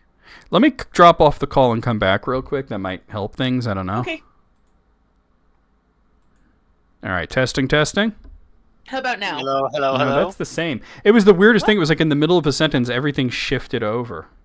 Everybody's saying it sounds Weird. fine, so I'm not going to worry about it too much. Okay. As long as it doesn't bug you. It's Yeah. bugging me, but we'll have to deal with it.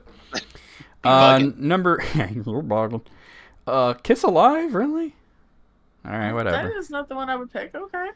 Number 37, The Freewheelin' Bob Dylan by Bob Dylan. Eh.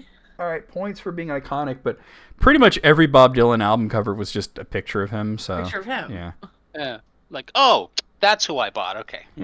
just in case you wanted to know what he looked like. Number 36, Fear of a Black Planet by Public Enemy, just classic. I Yeah. like that. I like that. Number 35, Catch a Fire by the Wailers. Oh, Is that a refrigerator? what is it? I don't know. I can't tell. Looks like the top of a trash can. Huh. Number Oh, wait. 34, Remain... I think it's a lighter. A lighter?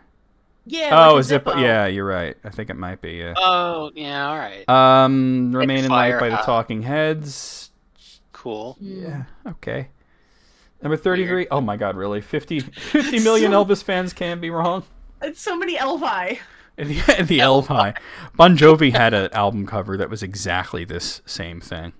Really? Yeah, it was 100 million Bon Jovi fans can't be wrong. And they were posing in the gold suits and everything. It's ridiculous. It's a box Nice. set. That's so funny. I was just listening to this today. Relayer by Yes is number 32. Hey, that's actual art. Yes. Right? It's a Roger Dean album cover.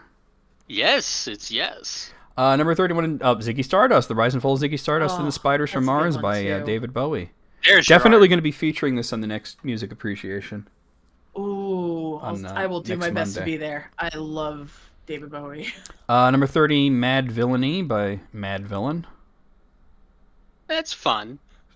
Why do you look Yeah. like MF Doom? He had a fun day that day. I think it is MF Doom. It doesn't mention MF Doom here. I don't know. Number 21, oh really? Never mind the bollocks, here's the Sex Pistols, really? It's iconic, but it's not. It's iconic, but It's not it's good. Everybody's saying plain. it is MF Doom. Okay. and it's ugly. Oh, it was a But collab. Okay. it's supposed to be ugly. Sticky Fingers by the Rolling Stones. And the guy's got a boner and everything. I don't know. Dirty Mind by Prince. Right after Sticky Fingers is Dirty Mind. Go figure. Heyo. Mid-evolve saying, hey, yo. Number 26, SOS by SZA. By SZA? Uh, SZA. it's a good... cover, but is it really the 26th best album cover of all time? Is it Not better compared than to some of the others we've seen, in my opinion. Oh, But that's you know, true. go off. Rumors by Fleetwood Mac. That's Absolutely. iconic. There we go. Yeah. There's one. Yep. Oh, here's Old Dirty Bastard, Return of 36 Chambers, the dirty version. I love this one. Yeah, I don't it's a think good- it's particularly good album art, quote unquote, but I think wait. it's wonderful. I think it is my headphones. Just for half a second, the right channel worked. Uh-oh. Try, because that happens to me sometimes. I have to kind of like wiggle the terminal a little bit. That's kind of what I'm trying to do right now. After this list, I may crawl down there and unplug them and plug them back in because, yeah. Number 23 is the Beatles self-titled. This is the White Album, but it's just called The Beatles. Yeah. It's just the chromatic opposite of the Spinal Tap album. The Ramones really self-titled. the 23rd? It is just white. Think of it in the art. But it sense. says The Beatles. It's not only white. It says The Beatles Oh. on it. It does. I can't see it. Let me bring it right there. Again, iconic, but not necessarily artsy for that remote. Yeah. Yeah. Number 21 is whatever the hell that says by Bad Bunny. It's like a movie Bad- poster for a Netflix movie. I mean, it looks like It some does. kid got Photoshop and had a really good time. Yeah. The Dutch angle. Oh, Black Sabbath's first album? Really? This one? Not Paranoid? At least it's artsy. It's good, but Yeah. it's not their best album cover. No. Hmm. Number 19, Stankonia by Outkast. Oh, such a Yes. good album. It's a great album, but is it a great album cover? Art. I mean, I think they need to make a distinction between album art and iconic album art. Yes, or album absolutely. cover. Yeah, Um, album cover as See, opposed yeah. to art. Who's Next by The Who? Ah. Once again, more iconic than good. Yeah. Mm-hmm. Number 17, Tapestry by Carole King. Again, iconic, but Yeah. Number 16, Illmatic by Nas. Somebody went crazy with the crossfade there. man. Number 15, Lemonade by Beyonce. Oh, right. No. Well, it's a well-taken photograph, at least. Yeah. Yeah. Oh, Sgt. yeah. Pepper's Lonely Hearts Club Band by the Beatles. There we go. See, this one was a good one. Yeah. Mm-hmm. Number 13, Live Through This by Hole. Look through this. Hole. I love this one personally, You but sit. She's having a good time. Seattle's in Washington, right, butthead? Yeah. Oh, good. I was thinking after we score, we could see Hole. Hole. Number 12 is To Pimp a Butterfly by Kendrick Lamar. Good, but is it number 12? yeah. Yeah. No. Number 11 is The Velvet Underground and Nico. I am a banana. Number 10 we're not showing on the screen, but you guys know what it looks Scrolling, like. It's scrolling, Nevermind by scrolling. Nirvana. Baby in a pool. Yeah. And Chasing up Dollar the Bill. money, yeah. Cyndi Lauper's She's So Unusual is number 9. Just her, like, in front of a building? Yeah. Yeah. Or, oh, no, Yeah, she's at looking least kind of it's like- cool. at It's least cool, she's but doing something. I don't know. I can think of so many cooler album covers to be in the top Yeah. 10. Mm-hmm. Number 8 is London Calling by The Clash. Oh, yeah. I have the LP of this bad boy. I mean, it's cool, but is it Yeah, number 8 it's- best album cover of all time? Yeah. You know. Yeah. Maggot Brain by Funkadelic. I mean, you got maggots, you got a head. Brain. Yeah. It's yeah. Let's see. Horses by Patti Smith. Really? It's just a picture of her standing there. Like it's they. This is ass. This is straight cheeks, bro. Yeah, she just Here's Biggie Smalls as a baby. I don't know. Yeah. I'm just going through. Okay, Dark Side of the Moon. That's iconic. That's Okay, great. there we Yeah. go. Yeah. Better. All right. Sly and the Family Stones. Just basically the American flag and That's it. okay, Abbey Road. Okay. It's good, but Ultimately, and their just a number picture. 1 is Joy Division. What? Okay, I guess. Really? At least it's art. At least it's art. Wait, what is it? What is that little thing in the middle? It's just like lines. Oh, All right, we're gonna have you guys vamp for a moment while I dive down under my desk and try to fix my headphones. My annoyance Before we with move this on to list, the next list. as I got into before, is that this list makes no distinction between iconic album cover and good album art. Like, if this Yeah. is supposed to be Okay, like, well, okay. To be iconic- fair, wait, hold on. To be fair, we've had. it is 100 best album covers. It doesn't use the word art, but still, I still don't think these are the 100 I best still think they're- album covers. yeah, some of It it, does. like, It doesn't like, feel okay, right. I love that Patti Smith album cover, right? For horses, I love that. It is not one of the top 10 best of all time. I don't even think It's very iconic, but it's not one of the top 10 best. A lot of these are just people standing around doing nothing. I mean, there was, for the longest time, that's what an album cover was. Yeah. But that doesn't mean that we can come up with 100 album covers that are better than that, you know? Yeah. Like, Bitches Brew should have been top 10. Absolutely. Yeah, that one looks cool. And it was like, what, 64 or something like that? Okay, I'm gonna give this list, like, an extended fart noise out of 100. All right, hold on a sec. I'm not going to be able to hear you because I'm unplugging my headphones. Okay. Well, I'm trying. I'm trying to think of what kind of score I'd even give it. Honestly.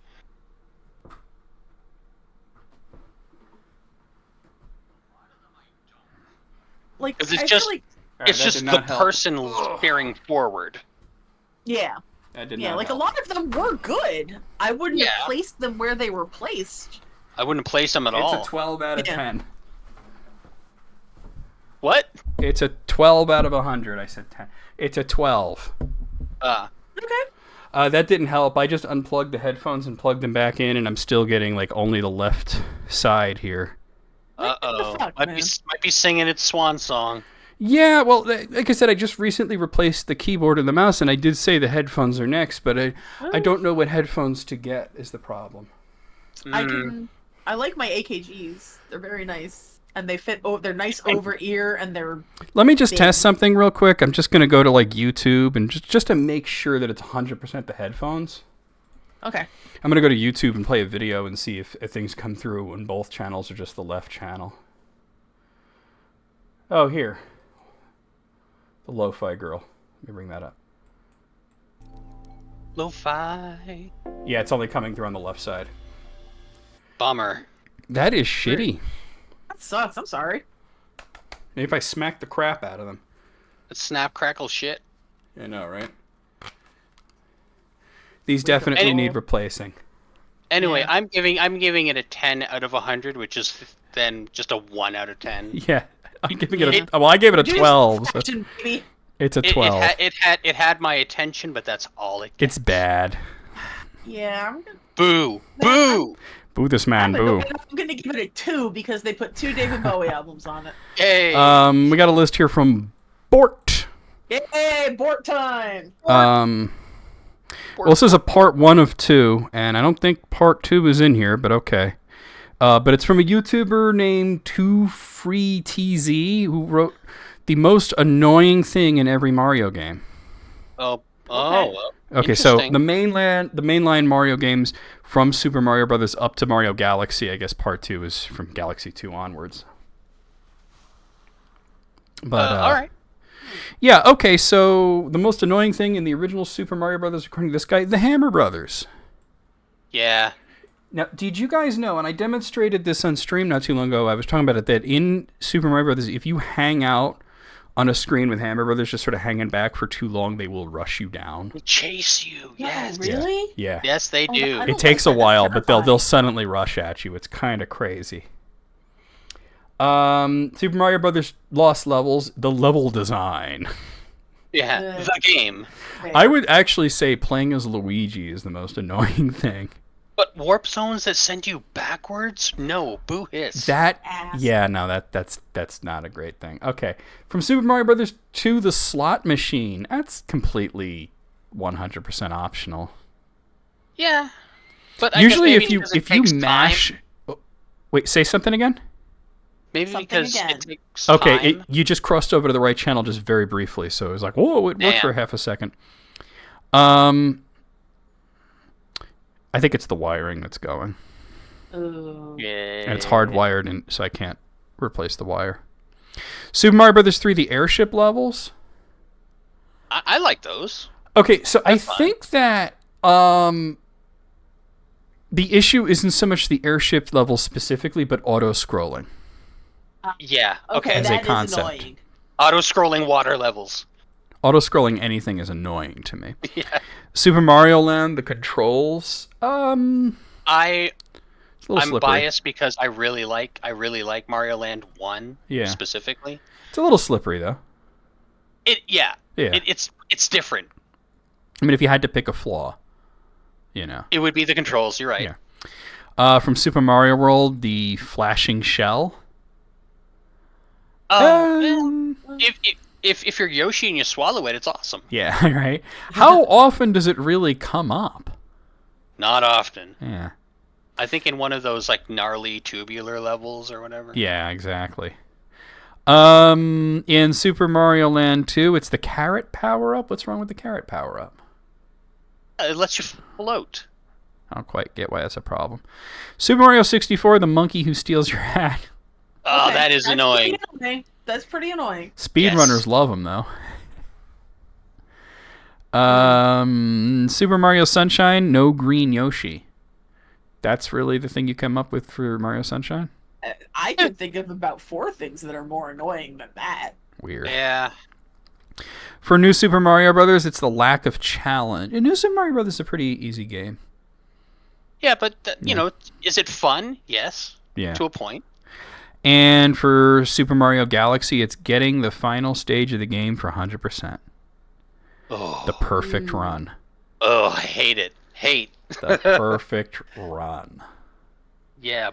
I mean, you don't Ugh. have to do it.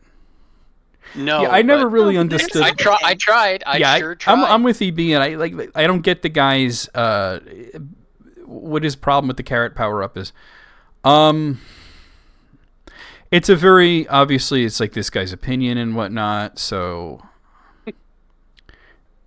I don't know, B plus. Oh, yeah. That's the end of the list. Shit. Yeah. I give it a B. B for baseball assholes. What? I'll go with a B plus as well. Baseball Because assholes. There were some genuinely annoying things on the list. So. Yeah. Almighty Santa said that they hated those baseball assholes. Oh, the charging chucks. Charging chucks Okay. that throw baseballs, yeah. Here's another one from Bort, and this is another one from we had a few lists from this YouTuber, Totally Tubular Jonathan. Sweet. The most overhated games. So the opposite of Ooh. overrated, these are games that get Okay. hate, don't necessarily deserve the amount Can- of hate that they get. Can we think of any off the top of our dome piece? I mean, Strangely, I can't. Well, let's see. Strangely, Well, yeah, I mean, let's- if I had more time to think about it, I would say something, Yeah, I'm let's sure. see what they got. Batman Arkham Knight. I think the only issue with Arkham Knight was the PC port was cheeks for a while. Oh, yeah, that's right. Yeah. Poor PC people. I would have put Arkham Origins on this list because it had a different developer and people treated it like the redhead stepchild, and it's actually a dope game. I mean, it Just saying. just looked like any other Arkham game, Yeah. you know, for better or for worse. It was a little glitchy, but it had some great moments. I enjoyed it. Kingdom Hearts 3, I didn't realize that anybody had an issue with Kingdom Hearts 3. I thought people yeah. loved Kingdom Hearts 3. I didn't play it, but I enjoyed watching it. But I can see it. A lot of people felt that one was just like too little, too late. Completely forgetting that there's like 90 should- other games in between. They should be happy it was released at all. Yeah, basically. Okay, it's definitely The Wire because if I pinch it a certain way, it works. I guess I'm ordering headphones right after this because I can't really deal with this very well. Bummer. Yeah, the original Chain of Memories was a slog. I've heard that. but I really liked that on GBA, actually. I am not great with those like the card-based combat system games. Oh, it's one of those? Oh, man. Yeah. Oh, no. I really liked Batten Kaitos as well. Ah. But in Bot and Kaitos, wasn't the cards really just an aesthetic choice? Kinda, yeah. Yeah. Like Arcana? Yeah. GoldenEye Still. Reloaded 007 is on here. Mostly because I it didn't play wasn't that. it wasn't GoldenEye. You know, it wasn't a very good game, but people sort of like, yeah, they went a little too ham on that one. Shenmue 3. Here's the thing. Here's the uncomfortable truth. Shenmue 3 isn't overhated. Shenmue 1 and 2 are overrated. Overrated. Ooh. And after many, many years, and we get this like weird Kickstarter sequel where they already had the money for it, but they were basically taking pre-orders via Kickstarter, which should be banned from Kickstarter, by the way. Oh, okay. I have to just say that like people are just like, hey, wait a minute, this gameplay really isn't that interesting or good. That we were dazzled by the technology that a game like that could work on the Dreamcast, and the story is interesting, but in the reality, Shenmue in general is a slog. Oh. EB saying Chain of Memories made them quit the whole franchise for a decade. Oh, I really like Chain of Memories. I mean, the most I've heard of Chain of Memories is from EB, so that's kind of all I have to go on, you know. Resident Evil 6 is on this list. Okay. I feel like Resident Evil 6 was trying to throw all the spaghetti against the wall. You know what I mean? Let's just do everything. Yeah, good call, Alice. Yeah, Alice did call it. The next one is most Ubisoft games. See, Oh. I think Ubisoft is terrible. They do occasionally make good games, though. This is true. Many Ass Creed games. Yeah, Ass Creed.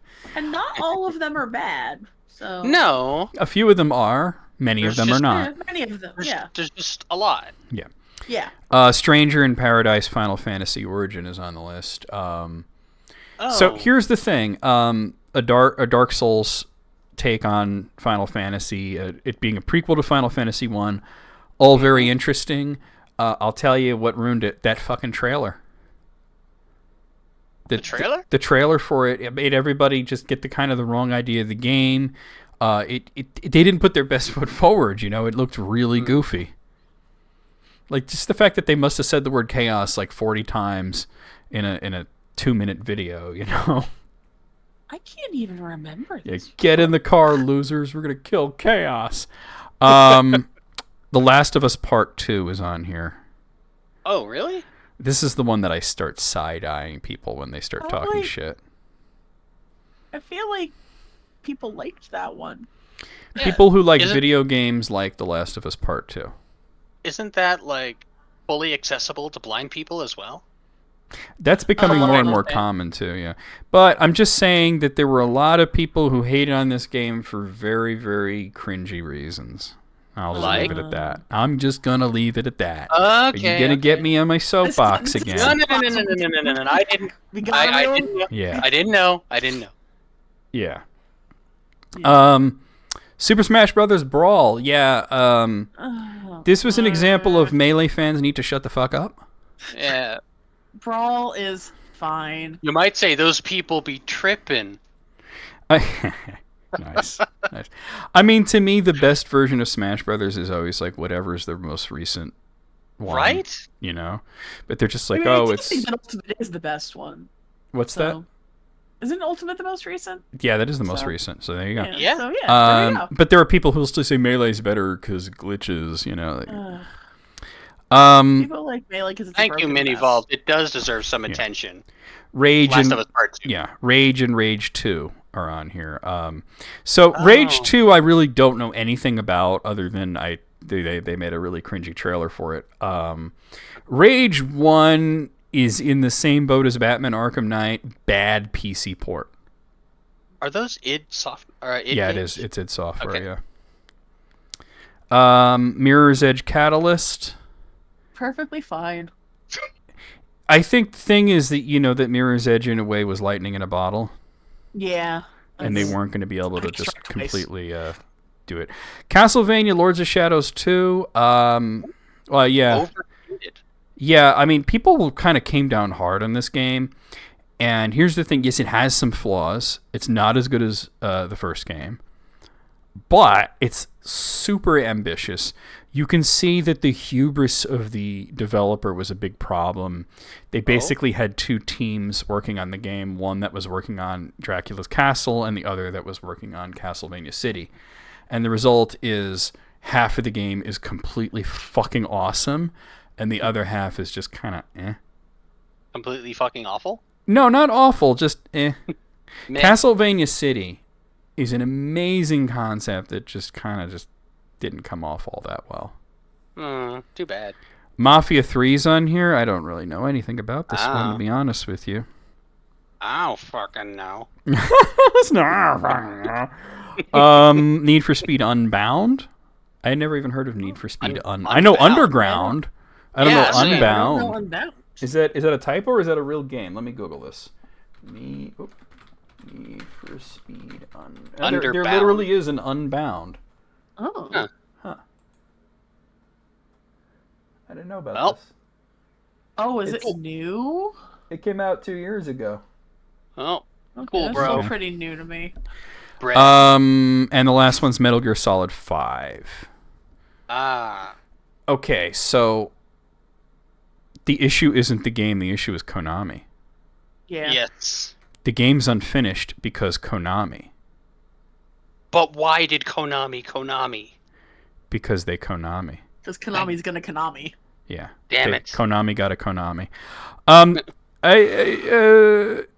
gonna give this a B-. I feel like a few of these were the wrong choices from that franchise, most notably Batman Arkham Knight. It is not really the overhated one. That would be Arkham Origin. And what was the other one I said that was like that? You say Rage? No. Yeah, was it Rage? No, well, Rage was bad PC. Well, that was, Bad port. bad PC port. Yeah. PC port. Yeah.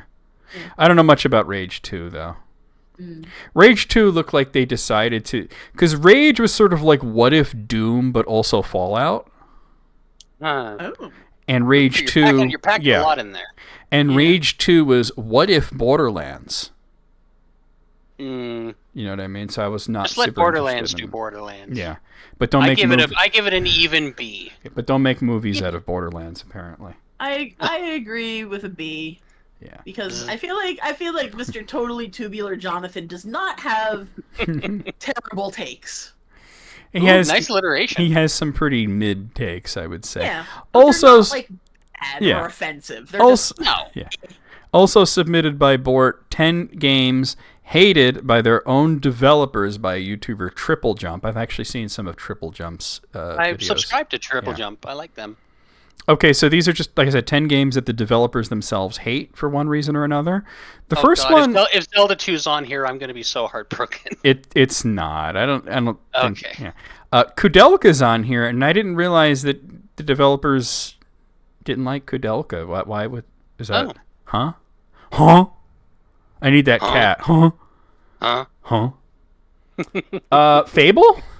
If the developer of Fable hated Fable, why did they make like a whole bunch more of them? Fables. Yeah. And a Connect game. Oh God. Oh, I forgot. Yes. Oh my God, no. Yeah. People don't forget. The original Tomb Raider's on here. Actually, okay, so I could tell you what. So the IDOS? Yeah, it was Peter Molyneux that made Fable. The thing about Tomb Raider is the guy who created Lara Croft based her off of his sister, and then he became very uncomfortable later on of how over-sexualized they made the character, so he just kind of disavowed the whole thing. Okay, that's not a bad thing. Yeah, because his sister is like an archaeologist or something. Cool. Yeah. Cool. Plants vs. Zombies is on here. What? Oh? No, they should hate themselves for selling their company to EA. Yeah. Plants vs. Zombies 2. Mindless games. Yeah. God. Plants vs. Zombies was actually really dope. Yeah, but the sequel... Yeah. Yeah, well. I feel like this is one that would benefit from some elaboration that we're not going to get. Yeah. Spec Ops: The Line is on here. I don't understand the inclusion of Spec Ops: The Line. I don't know. It doesn't say why, huh? No, it doesn't say why. Oh, bummer. Devil May Cry 2. Specifically two. Jesus Christ. I know it was rushed. I know they were working on 2 and 3 at the same time. Oh, ooh. And 3 got the good developers and 2 got everybody else. Well, maybe However, that's why. having not too long ago played through all the Devil May Cry games, I will say that there's a 2-part thing to this. One, the first part is that all the criticisms about Devil May Cry 2 are absolutely true. Everything that people say about it is correct. It is too easy. It is kind of just boring. You do just kind of walk through the game shooting everything, and it's not super compelling. Yeah. It's still better than the first game. Ooh. Just saying. I did not Spicy, yeah. I did not like the original Devil May Cry. 2 was sort of a breath of fresh air because I could actually control where my character was going. He jumped when I told him to jump. I was able to... You want good controls with this kind of game. I was able to... it may not have been a fun, amazing, awesome game like 3 and 4 and 5 and the reboot, but he went where he did the thing that I told him to do. You can still do... It worked. You can still do game. Yeah, for me, playing the original Devil May Cry was like Dante won't Dante.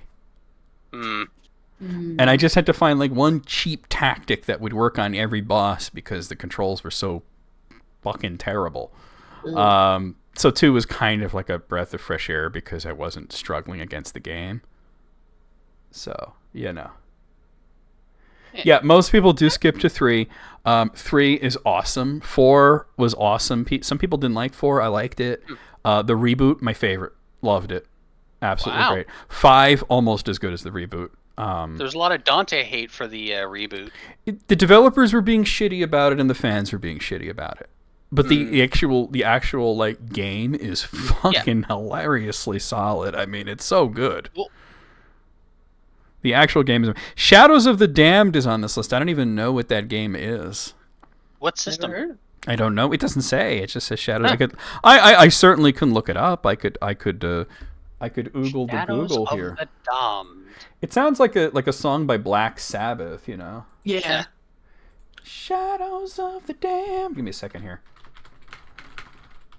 All right. It's on Xbox 360, it looks like. It's an action-adventure game by Grasshopper Manufacture, published by EA. It was also on PS3. And there's a version of it on Steam that's called Shadows of the Damned Hella Remastered. It's like hella remastered, yo. Yeah, I don't know anything about this. Daikatana's on this list. Yeah, it's bad. Yeah. What bothered me about Daikatana is every time the game starts to be fun, it changes into something else. Oh, that sucks. When you get to the point where you start to get used to all the weird fuckness, all the strange mechanics, and you start to have a little bit of fun, it throws something new in that just kind of fucks it up. You really were being made a bitch. What's funny is Romero himself didn't think that was a good idea. Yeah. They brought him the ad, and they asked him to sign off on it, and he said, "Are you sure about this?" And they said, "Trust us, it's going to be awesome." And he sort of reluctantly signed off on it. Mega Man 3? Wait a minute, everybody likes Mega Man 3. What developers? Keiji Inafune didn't like it because he says it's unfinished. Oh. Mighty Number 9 was unfinished. Okay? Yeah, well... Keiji? All right? But $4 million. I'm just saying. One of the longest ones, and it's still unfinished? I don't understand what he meant by that. Look, The Lord of the Rings is unfinished.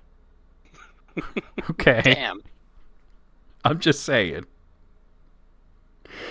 And Bubsy 2 is on here. Look, they should. Why specifically Bubsy 2? Why not just Bubsy in 3D? general?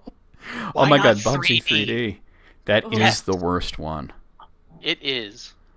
Bubsy should not have made it to the PlayStation. That Bubsy should not have made it beyond the first game. Bubsy shouldn't have made it to the Atari Jaguar. Okay? And yet What there could was possibly go wrong? Here you go. Yeah. And Moogle, I like Bubsy too. Here's the thing, though. Out of all these shitty Bubsy games, not counting the reboots that I don't know much about, 2 is the least shitty. Yeah. Okay, I'll give it that. All right. But it's still shitty. I mean, look, there's so many good Super Nintendo games and Sega Genesis games to play. Here's what. Oh, yeah, right. Out of 10, 6 out of 10 is what I'm saying. 5. I'm giving it a 7 out of 10. Okay. Whoa. Wow. Yeah, 5, 6, 7 here. Here's one from EB. Top rock songs about rock music. No particular order or number one would be totally obvious in honor of National Radio Day, which was on the 20th, just 2 days ago. Hey. So these are I don't know how many there are, but these are the rock songs that are about rock music. Oh, man. Can we think of any off the bat? The first one that I think of is I love rock and roll, so put another dime in the jukebox, baby. That's Video Killed the Radio Star. That's a good one, yeah. First one that came into my mind was I Wanna Rock. I wanna rock. That's a good one. That's Twisted Sister. Yeah. All right, the first one is Radio Gaga by Queen. Oh. Okay. All Yeah. we hear is Radio Gaga. Gaga. The Spirit of Radio by Rush. Oh. Okay. Oh, EB said they did not think of Joan Jett, so that's a -1 for them. Womp. Whoa. Spirit of Radio is a fantastic song. What's funny is they were naming it after a radio program that airs in Toronto, and that station has never played Rush. That's really funny. Yeah. Which station do you know? Whichever one runs the show called The Spirit of Radio. Q107, maybe. I don't know. Q107. That's a real station. I'm sure it is. Rock and Roll Dreams Come Through by Meatloaf. Obviously, we had to put that on there. Mm-hmm. That's the second time this song has been on the list today. Least favorite is. Queen song, Almighty Santa. Okay. That's crazy. Least favorite. That's crazy, Almighty Santa. You crazy dog. That's crazy. God Gave Rock and Roll to You by Kiss. I love that song. Always makes me think of Bill and Ted's Bogus Journey. Yes. Oh my god! I know that everybody. I know everybody considers the Bill and Ted's Excellent Adventure to be like the quintessential like '90s stoner comedy, but I think the second one was better. I must have watched Bogus Journey a million times as a kid. I feel like that's the one Station. Yeah. You know, they used to Station I feel like that's one they used to play on Channel 11 all the time. on WPIX. Uh-huh. Yeah, they did. That's so I've seen that one more. I remember having this argument though, like with my uncle, my dumbass uncle. This song was, God gave rock and roll to us, gave rock and roll, and I said it was a Kiss song, and he's arguing with me. It's not Kiss, it's Taj Mahal, and I'm like, it's Kiss. What? Taj Mahal? I mean, Where did you get believe Taj it's a Mahal cover, from? But this one is very specifically Kiss. I don't know if it's a cover or not, but it's definitely Kiss. It's definitely not Taj Mahal. It is a cover of the Argent song. Argent, okay, but it's not. Neither of those bands is Taj Mahal. Okay, No. Exactly. and we had to sit and wait through the credits so you can show it up, and it says Kiss on there. And it, like, told you. Told you. The Heart of Rock and the Roll. cover for God Gave Rock and Roll to You Too is so fucking good. Meeting. The Heart of Rock and Roll by Huey Lewis and the News. That's a great one. It's a good song. Yeah. Jukebox Hero by Foreigner. Oh, I have fun. That's You a fun be one. a I've heard that a lot in the past couple of years. American Pie by Don McLean. Mm-hmm. That's That would be about rock and that's roll. Oh, the history of rock and roll, yeah. yeah. Midnight Radio by John Cameron Mitchell, which is from the show Hedwig and the Angry Inch. Oh, that's the Oh. only song I know from that show, and it is beautiful. Cyndi Lauper does a beautiful cover of it. Oh, cool. The only song from Hedwig that I know is one that was covered by Typo Negative. What? 6 inches forward and 4 inches back. I got a angry itch. And Video Killed the Radio Star by the Buggles. Yes. Iconic. And E.B. wrote this very specifically. We built this city by Starship, and then in parentheses, fuck the haters. I like it. I don't dislike it. I'll just put it to you that way. Song. It's fine. It's an earworm. It is an earworm. But okay, so June did a parody of it for Zombie Sneak Attack and asked me to like sing this part. So they sent me the lyric, and I'm sitting there and I'm just going, we built this titty We built this titty. We built this titty on cock and balls. I remember doing that. I remember recording it. I remember sending it to June. I remember her fucking cracking up laughing. I don't remember what song it wound up in. Oh no. Yeah. So okay, glad that was a compilation. It's one from Wig in a Box. My college friend of mine sent it to me, so I always kind of associate it with Okay, so there were 10 of these. I would give it a 10 out of 10, but I even agree with EB that it is a -1. I'm going to be 9 out of 10 for not including Joan Jett and the Heartbreakers on this list. I'm going to do 9.5. 9.5? Because I feel like I know 9.5. Sith only deals in absolutes, but like I'm not one. What is this? That is an absolute. What? Yeah, I know. Half a point. What is this? Oh, hold on a second. Give me one. I give it a 9 out of 10 as well. Thank you. Because I unplugged my. Okay, there we go. Because I unplugged my headphones for a moment, the Windows sounds were coming through or something else. Yeah, so I'll give you a 9. Like, I Love Rock and Roll by Joan Jett needed to be on there, but other than that, yeah, totally. At least it's only rock and roll, but I like it wasn't on there. I know it's only rock and roll, but I like it. I think that's, but that's me. Okay, also from EB, Bands of Theseus. This is a really fascinating allusion to the ship of Theseus, which was completely rebuilt. Bands of Theseus, bands that have none of their original members. Oh, cool. I glanced at this. One of them, the last one, actually really surprised the fuck out of me. Oh, but, I like this. Okay. Ooh, okay. So the first one is Yes. Yes. Yes. Yes. Yes. Yes. Interesting. Cool. So, at what point in their career did they no longer have any original band members? When John Anderson left. Oh, I don't know. But when? I don't know. 2020, somewhere around there. I don't fucking know. I don't fucking know. Heart is on here as well. Heart has none of their original members. Oh. Yeah. Oh. Kansas, also is on here. Kansas. Arkansas. Leonard Skinnerd, because most of the original members died. Dead. Yeah. Most of them Poor died. Skinners. In a very sad manner. Yeah. Yeah. The Little River Band, I'm not super familiar with. I've heard their songs here and there, but I don't really know like the members or anything. Yeah. Sounds like a band my dad might have listened to. I don't know. Iron Butterfly. Hey, Merge, remember when we used to make out to this hymn? That's such a good bit. Yeah. Yes. Quiet Riot is on here. Here's the news is that Quiet Riot's still around. Yeah. For real? Yeah. Guar is on this list. Now, here's the thing. Yeah. There's like a million of these guys. Are you sure none of them are the originals? I think Odorous died. Odorous definitely died. I remember reading about that. Yeah. I mean, to me, it's like because of the way the costumes and everything, they're sort of in the they're like Kiss in a way where they're more like characters. You can kind of lend yourself to Switch. I need you guys to know that there is an entire Wikipedia article, full article, not just a stub, of list of Guar members. That's amazing. Yeah, there's so many of them. Mm-hmm. Blackfoot is on here. Once again, Blackfoot's sort of in the same category as the Little River Band. Like, I'm pretty familiar with the music and whatnot, but I don't really know the members.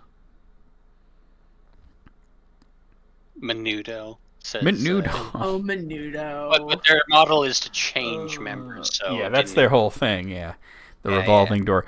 Foreigner, and in parentheses it says sometimes, depending on Mick Jones's health. Mick Jones of the Clash. Mick Jones, a Foreigner.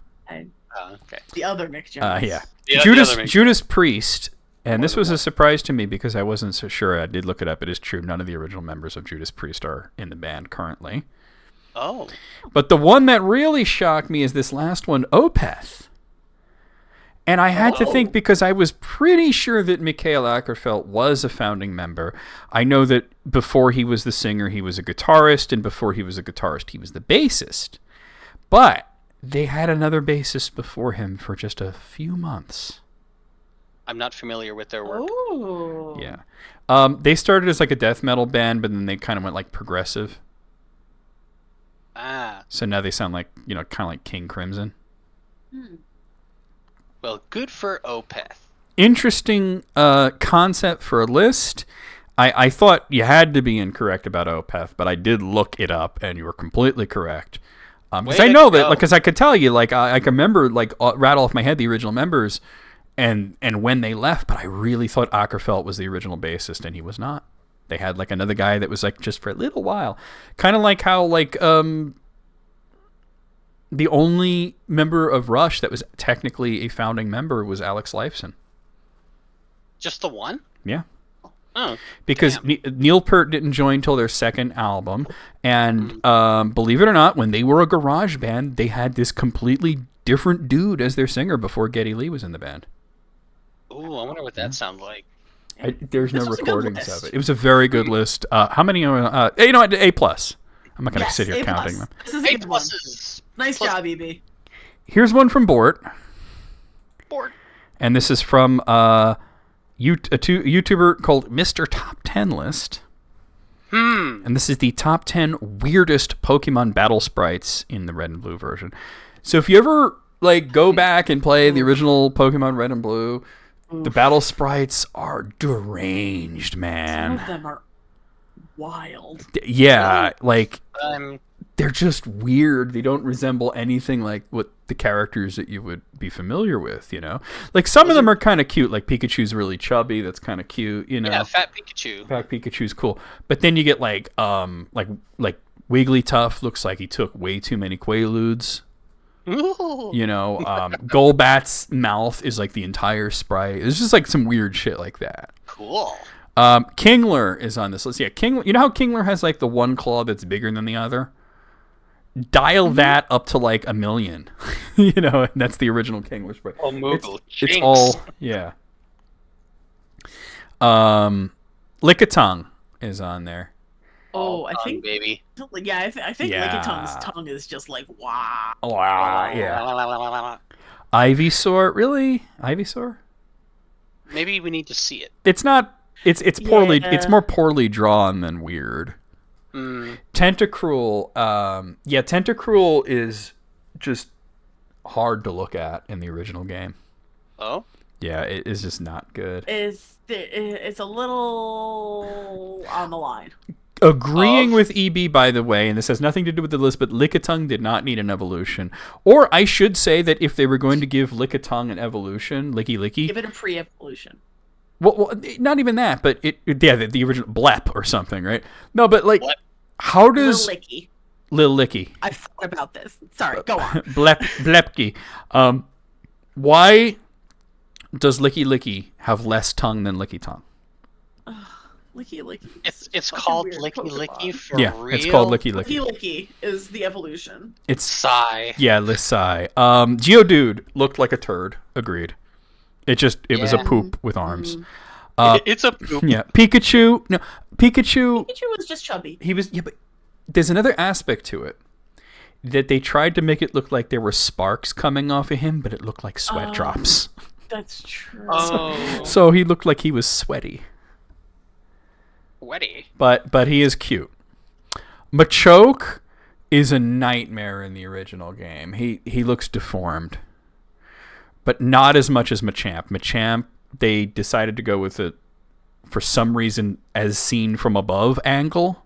Oh, I just looked up the Machoke sprite. Yeah. I know there's something wrong with him.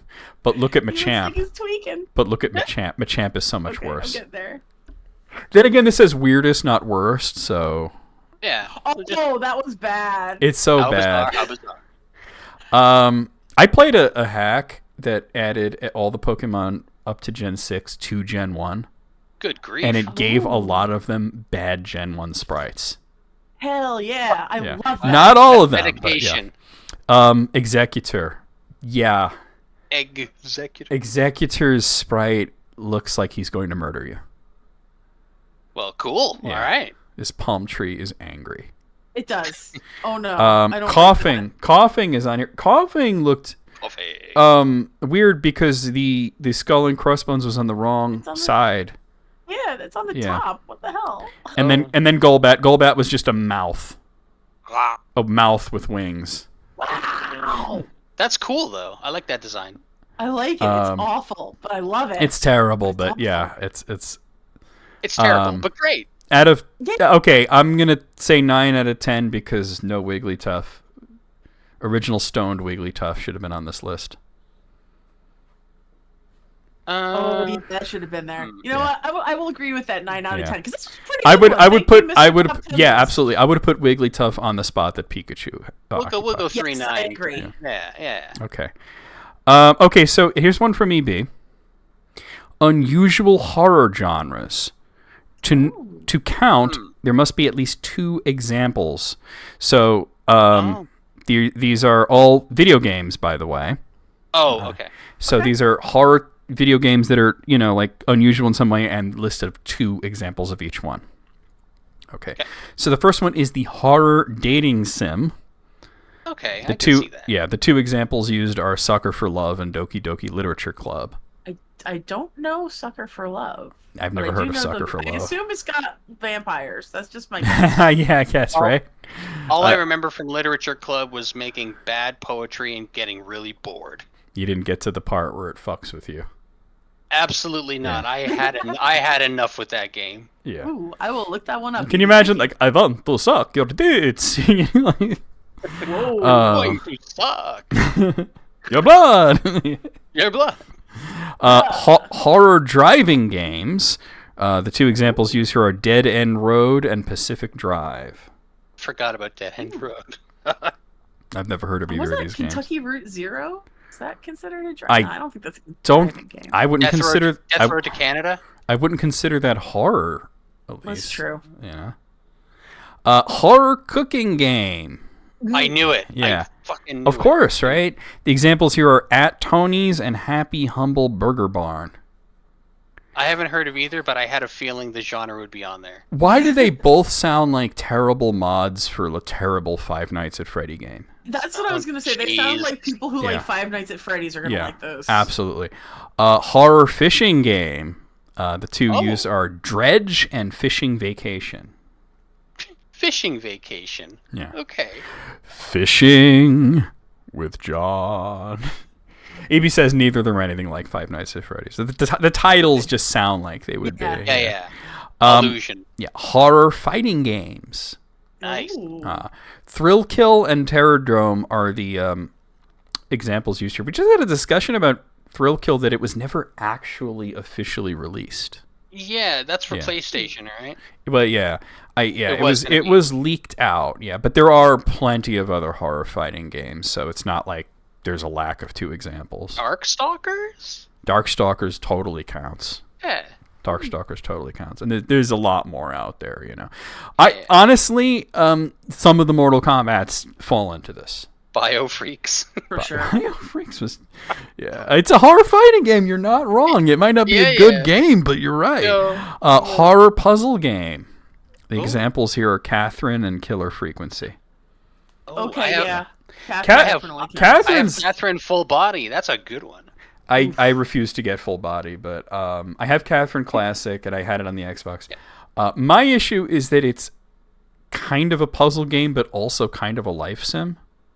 Yeah. True. It's interesting. It's 2 games in one, but I still think it counts, and there's plenty of other horror puzzle games as well. Sure. And horror card game, the examples here are Inscription and Hell Card. Oh, okay, Inscription definitely. Hell Card sounds like it's from The Simpsons, like Bone Storm, Yeah. Millhouse has bones. We talk about that episode so much. Like that might be the best Simpsons episode because you just realize that there's so many amazing moments that come from that episode, Marge, is Lisa at Camp Granada? I mean, there's just so many great moments there. Thrill Ho. That's the episode that gave us Thrill Ho. Yeah. An honorable mention, as the concept is already creepy but still weird that it happened twice. Horror post-mortem. Yeah. That's another. The mortuary assistant and autopsy simulator examples of that. Oh, good lord. Yeah, A+. Oh yeah. Yeah. Good list. Yeah, totally. Yep. Mom, Bart's swearing. Like, there's so many great lines. Like, it might be my favorite episode. Going back to Bort, we have top 10 worst endings in gaming by a YouTuber Josh Scorcher. And Spoiler alert. Yeah, of course, spoiler alert. We do lists like this all the time, though. This is canon. And a caveat: this was released in 2020, so none of the games here are that new. Okay, so explain Soul Calibur 5 being on the list. Like, are we talking about the story mode, or like, I know that like the story in general in Soul Calibur 5 was rather controversial, but like, really? I have no idea. Yeah. I don't think fighting games should be included on lists like this. Yeah, because who plays fighting games for the story? Well, hold on, I do. Mortal Kombat, hello. Okay, fair. But I love the story of Mortal Kombat 1. Injustice. Yeah. Just saying. Number 9, Prince of Persia 2008. I don't know the ending, so I couldn't tell you. Yeah, Is that the one that was on Yeah. Xbox I think so. Yeah. only? I don't know. Came out in 2008. Eh. Number 8 is Assassin's Creed 3. Which one is That's that? great. That's the one that's like the American Revolution.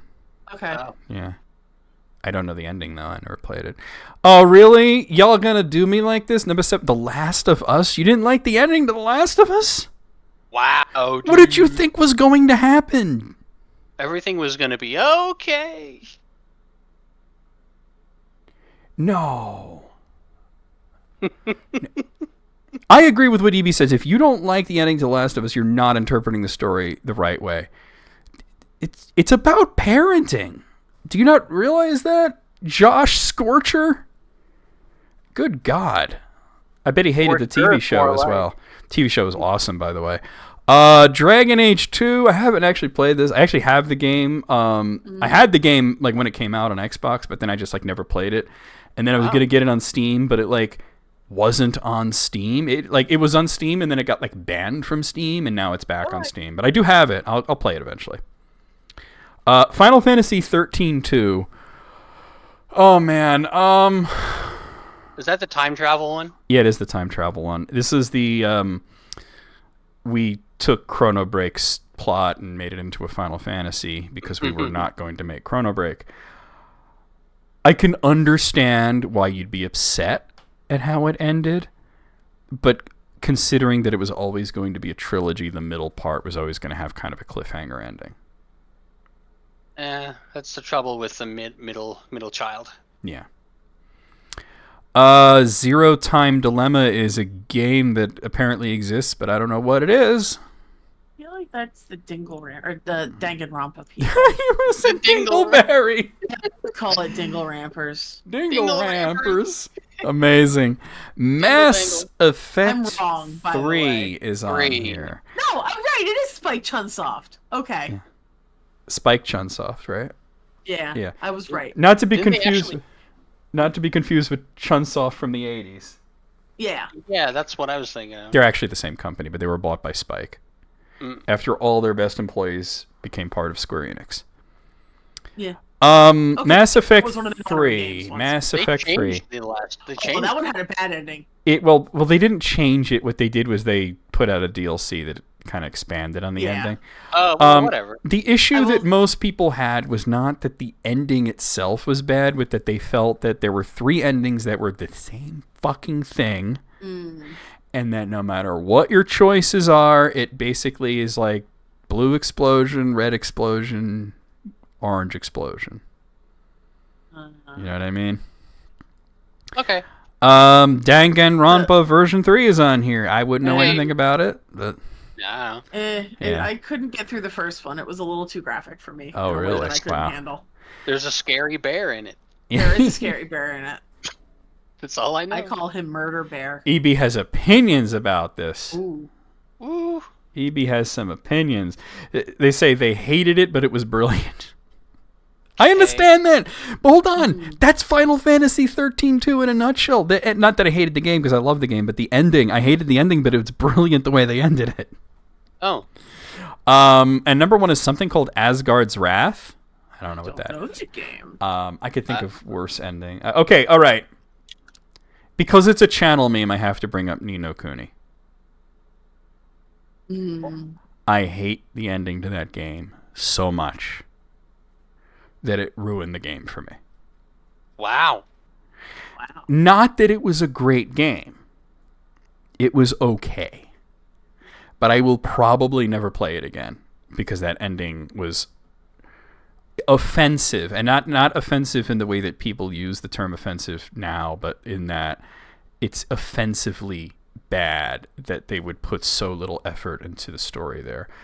And it comes to the point where like we'll beat a game that like some old NES game that just has some screen that says congratulations and everyone in chat says still a better ending than Ni no Kuni. Whoa. The problem is, okay, so Ni no Kuni was originally for the DS. And it was this game that... Really? Yes. It was this game that was made by the same people that made a bunch of the Dragon Quest games and in conjunction with Studio Ghibli.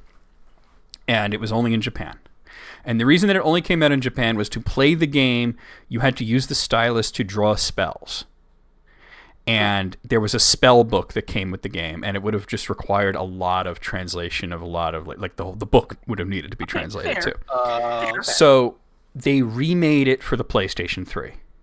And they took out all the touchscreen stuff in the book. But people were upset that they bought this DS game and then the PS3 game was going to be coming out.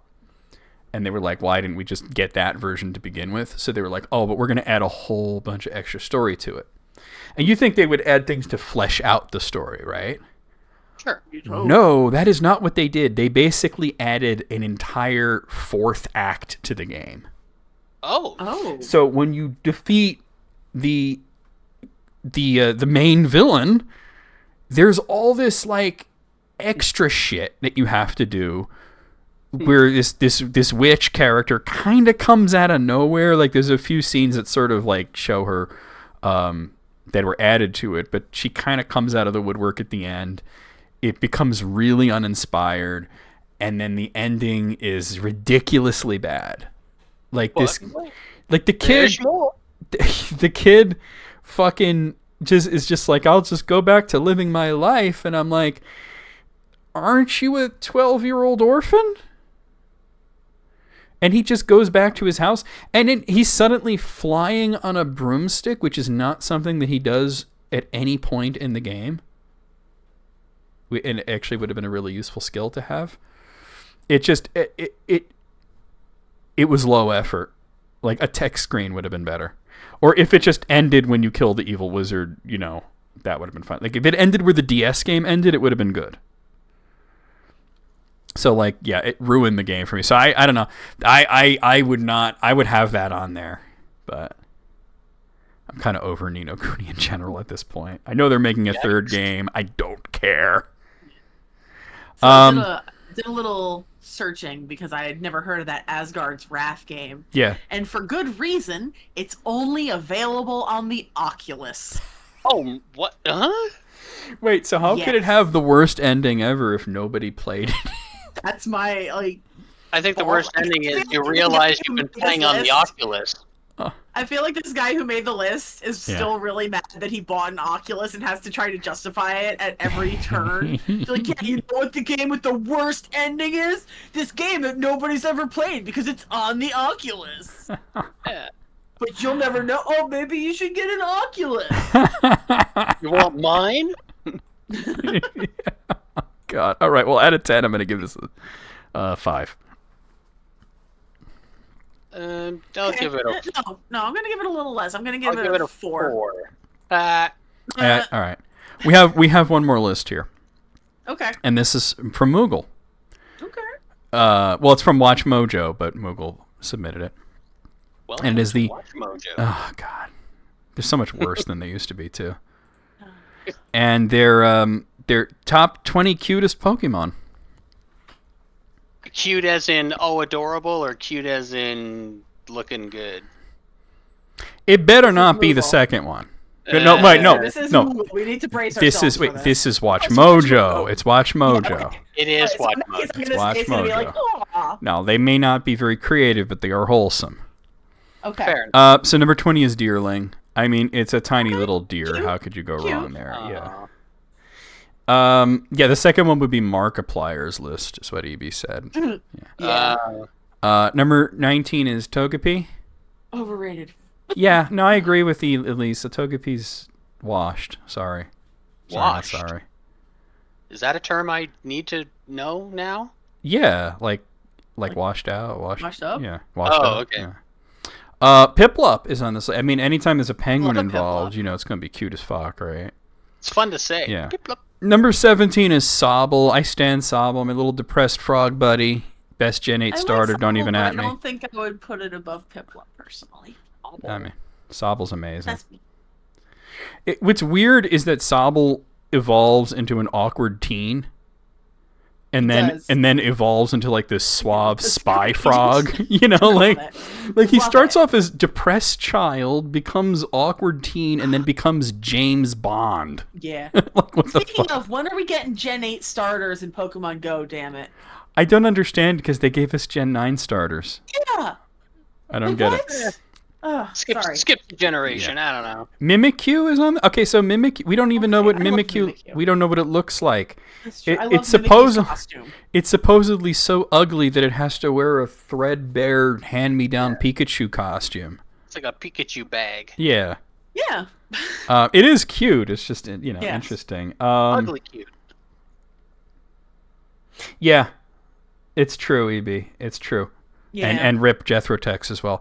Agreed on all Clefairy is Clefairy really all that cute? No, I would not have put Clefairy on this No, list. neither would I have. Squirtle's cute. Squirtle's on the list. That was cute. Togedemaru's on this list. Togedemaru is cute, but I don't know if Togedemaru is cute enough Okay. to go on this list. Here's my issue with Togedemaru. It looks like an AI was told to draw a cute Pokemon. Just saying. Ralts is on this list. Ralts is a little stubby dude. I think Ralts is cute. Ralts is cute. Yeah. Ralts is cute. Teddy Ursa. Yeah, totally. Teddy Ursa is cute. I mean, it's a teddy bear. How Yes. can you go wrong there? Very good. Tinkaton. Tinkaton. Oh, okay, Tinkaton is my favorite Gen. Like that line is my favorite Gen Really? 9 Pokemon. So Sort of like we tried to make Maul less ugly. That's the impression yeah, I get from it. I do love Tinkaton, but I'm biased. So Yeah. Mudkip. Yes! I heard you like Mudkip. I heard I you like like Mudkip. Mudkip. Heard you like Mudkip. Yamper's on this list. I mean, it's a fucking electric corgi. it's very cute. Aw. You know? This It's is just- cute. yeah. This goes on the list. Yeah. Furret is on the list. Interesting choice. Cute, but I don't know if I would have done top 20. I think Furret would be like my number 20, not number 7. Yeah. Yeah. Okay. Number 6 is Rowlet. I mean, it's Okay. basically like a baby owl. I mean, how could you go wrong there? Oh, that's Yeah. cute. Number 5 is Wooper. Yeah. I mean, look, don't you have a tattoo of Wooper, Elise? I do. I fucking love Woofers. I mean, whoop, whoop, whoop, whoop. I am a big time Wooper fan. Yeah. Wooper is probably my number 1 cute one. Absolutely. There it is. Whoop, there it is. You know, I have 3 Woopers in Pokemon Go, Jesse, just so I could name them a certain way so it says hanging with Mr. Wooper. Very When nice. you see the 3 of that. them, when you see the 3 of them lined up, it says hanging with Mr. Wooper. I love that. Number 4 is Pikachu. I mean, yeah, Okay. Yeah, sure. pretty much Nintendo's Mickey Mouse at this point, right? Yeah. Eh. Overplayed, but Yeah. you know. Number 3 is Mew. We don't have the cute Woopers as Mew is cute. Mew looks like Bingus. Here's a my cat. okay. That's Hold on, adorable. hold on. If we're gonna pick one of the baby mythicals, why Mew and not Jirachi? Thank you. I also have a Jirachi tattoo. I don't remember which one that is. Elise, could you post a picture of Jirachi, please? Yes. Let me dig one up. Because- Jirachi. Jirachi is the cutest mythical Pokemon. Don't Jirachi even is at me. Cutest. Don't even at me. Here we go. Boo. Dropped it over in images. I would Yeah. That cute little guy. I would say that Celebi is also cuter than Mew. Celebi is also very Or cute. cute little onion fairy. See, I would even say that maybe even Victini is cuter. Victini's adorable, yeah. Victini is pretty much fire Pikachu, though, so... Yeah, Isn't that what y'all would say all the time? What's Victini. Oh, no, that's Utini. I know. Did I ever fix the Jirachi on my set? Number 2 Right. is Eevee. Maybe I don't remember what you're talking about. What? But go on. Eevee is number 2. Oh, Yeah, it's cute. okay. Yeah. Eevee also has cute potential. Yeah. Yeah, Well, but it it's evolves into 8 different things, you know? I mean, Yeah. So many different flavors. yeah. I mean, looks. Moogle just said hi to you because you said I something in know. the chat. I know. And this is where it gets One's gonna weird. move. Number 1 is Vulpix? What? No. Alright, Vulpix is cute. It But I belongs didn't on the believe- list, but it is not number No. 1. No. I Really? disagree with that This thing? assessment. Just a, Where's Poliwag, damn it? a deer fox thing. Yeah. It's just a fox with 6 tails. Yeah. And then it evolves into a kitsune, Oh, yeah, that which is thing. 9 tails. But it's not the cutest Pokemon. I am sorry. I would make an argument that the cutest Pokemon is Jirachi. It's not even on this list. What about Jigglypuff? Look at the eyes on it. It's massive. I don't know why we look at that terrible sprite of Wigglytuff.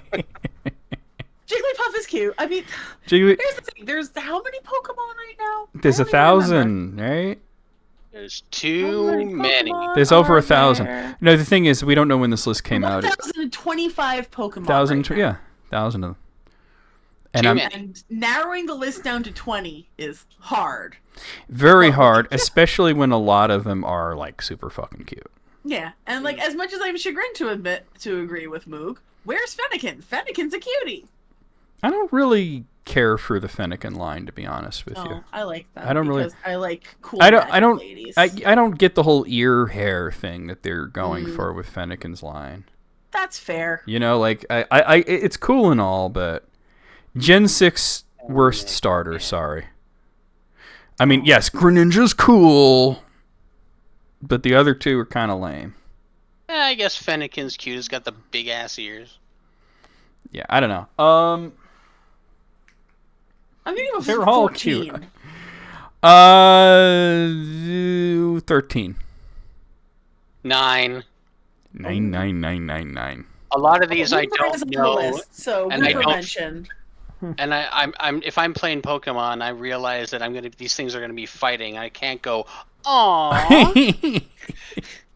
That's why you evolve them into the badass ones. No, Yeah. okay. I have 3 Pokemon plush on my desk in front of me, right? Yeah. I have a Okay. Wooper, Yeah. obviously. Whoop, whoop. I have Oh. a Poliwag, which is adorable. Yeah. And I have a Bronzong. Bronzong. That's such a weird one. Do you remember the randomizer Nuzlocke that I did a couple years ago? Yes, of course. And my absolute legend Pokemon in that was my Bronzong. It's strong. So I Yeah. bought the Bronzong sitting cutie It's like to represent my boy Moosh. the sitting Bronzong cuties. Strong Song. The sitting cuties line of dolls is weird for me because they're all the same size. They're designed to all be the same exact height. So you get like the They are. evolve version suddenly look tiny, you know? It's so small. Like it's the same size. The Wooper's also a sitting Yeah. cutie, and I'm like, Like they're, EB showed me like the Ralts line is like, okay, here's Ralts, Curlia, Gardevoir, Galad, and Mega Gardevoir. And I'm like, why is Ralts so fucking huge? You know? They're like, well, they're all the same size, that's why, you know. Yeah, the scale is strange. But Yeah. also, when the hell else am I gonna get a plush of Bronze? Now, I went out specifically to play Pokemon Go today, and I got a shiny Blitzel today, so that was pretty cool. I don't know if you saw that. Nice. It was a Did not. it was an incense spawn, shiny Blitzel, and also I finally got Kecleon because there's no stops near me, so unless I travel, Nice. so I finally got Kecleon. I got a shiny Gulpin yesterday. Whoa, that's a Yeah, cool 'cause shiny it was too. It was a random catch. That's a and I was cool like, "Ooh, shiny okay." Gulpin. Yeah, I haven't. Congratulations. Did you get Metagross, by the way? I didn't. We didn't talk on Community Day. I actually didn't play, but I have a whole bunch from the first time around. So Oh, we're good. okay. I didn't know that this was the second Metagross. Yeah, this thing. is a Community Day classic. Wait, hold on. Let me. I'm gonna bring it up here and show it up on the. Did you see the announcement for the next Community Day? By the way. I did, and I'm excited. Yeah. Well, remind me because I forgot what it was. Ponyta. Ponyta, that's right, and yeah, both versions Both of of them. Ponyta. Yep. But let me show you my absolute unit of a Metagross, though. Yeah. Let me switch to webcam here. Ponyta. I just realized I could have brought up the phone app, and that would have been easier, but Eh. here we go. Gross. Beast. Nice. 3656. I used all my fucking Stardust on this dude. Worth it. I have 812 Stardust today. It's so worth it, though. Well, look, I mean, Zen Headbutt and Meteor Mash. Meteor Mash is so good. I know, it's his only good charge move. But just like looking at my recent catches, I haven't had many. I got the Blitzel today. I have the whole line. I have Beldum, Metang, and Metagross. Somehow along the line, I got a second Cosmog. I'm not sure how that happened. But I have a random Tynamo, shiny that is. For Community Day? No, it was a random. I didn't play on Oh. Community Day. I got Sligoo randomly. Sligoo. Sligoo, yeah. I love Goomy. Goomy is one of my... Goomy should have been on the list. Gummy bears. Goomy should have been on the list, especially since... Sorry, Yeah, Goomy. Love the Goomy Bears. I got a random Cricketot recently. I got a random Yeah. Dupiter. Dupiter? Dupiter. Dupiter? I don't know, man. I got one of those randomly the other day, too. I was Yeah. like, cool. Like that ass. Now, what was... Here's the impressive thing. Let me go back to this. Here's where it's impressive though, because I had the best fucking Go Fest ever. Yeah. Look at all these goddamn unknowns I got. Oh, nice. What do you do with them? You just You lord it over make them people spell because stupid shit. you Huh? look. There's more. So good. Look how many unknowns I got. It's crazy. Do you fight with them? No, they're terrible. Yeah, they're not good. They're So- terrible. It's the rarest Pokemon in Go. Like you can get them in like the main games easily, but in Pokemon Go they're like really fucking super They rare. spawn Oh. so infrequently. It's a 1 in 16 million chance of a spawn. Good grief! Then congratulations, Mr. Yeah. Lucky Man. Well, they with Incense at Go Fest, I was able to get a lot of them. Yeah. Fest in And New York was... and all 3 of the Lake Guardians. That was pretty Okay. dope. Nice. Azelf, and Yeah, we actually Uxie, went into New York Mesprit. for the actual, like, the in-person Go Fest. Some of these I don't remember getting. Like, when did I get the shiny Blissey? Like, I have 2 shiny Blissies here. I have 3 shiny Skarmory. How? I have really wanted shiny Skarmory, but I haven't found it. I got Oh, it from a here's raid the that I one got that randomly. okay, this guy I just needed to have it. And Elise, just another thank you for Elise for helping me get this guy. Just one of my favorites of all time. The Hisuian Typhlosion. So clutch. Who I named love- Candace. Notice I'm at 2487. I powered it up just enough for Great League. Oh, Is it wearing perfect. Is that a scarf? It's fire. Yeah, it's Oh. the Hisuian. Yeah. It looks like a scarf. But look at the moves I gave it. I got Hex, Shadow Ball, and Fire Punch. Oh, This, sick. so not only because okay, they weren't spawning near me. Elise got me into the remote raid, and I got a really good stats. Like let me tell you the IVs. 14, 15, and 12. So that's pretty strong. that's good. Yeah, like I said, and I gave it competitive moves. This is a competitive Typhlosion. That makes me so happy. Also, Fire and Ghost is just a great type, you know. And I will take your word for it. yeah.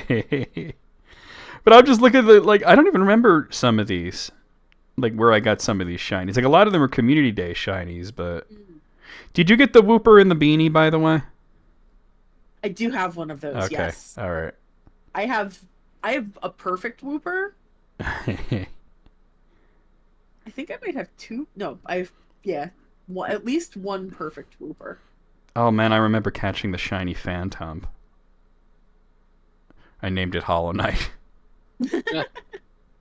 I wish I could contribute to this conversation, but That's okay. This is Jesse's like your extensive knowledge of Pokemon comes from like one of your exes forced you to play one of the games, right? not really forced. It was more so. It was more my idea to kind of like get into their world, sort of thing. Yeah. Oh, okay. And I know you did briefly play Pokemon Go when it was like new, and they were. Yeah, I was on the electric team, whatever they were. Team Instinct. Yeah. More so, I like Pokemon Snap. Those games are awesome. I haven't played the second one though. I played the first couple levels of the second one. It's good, but it wasn't a very good stream game. So I put it down. Oh, yeah, because you're just taking pictures, really. You know? I should pick that back up. No, you could make that into a good stream game. You can have like people come up with like okay, what is he doing? Let's make up a story about what this guy's doing. You know. Fill in the narration. There are games that I never would have thought would be good stream games, and then they were like Power Wash Simulator is an amazing stream game. You know, and it's just it's an amazing game. I'm still not through all the new content. It's one that you don't expect to be as good as it is. I really was interested in it because rules. I knew it was going to be good, but I didn't know it was going to be that good.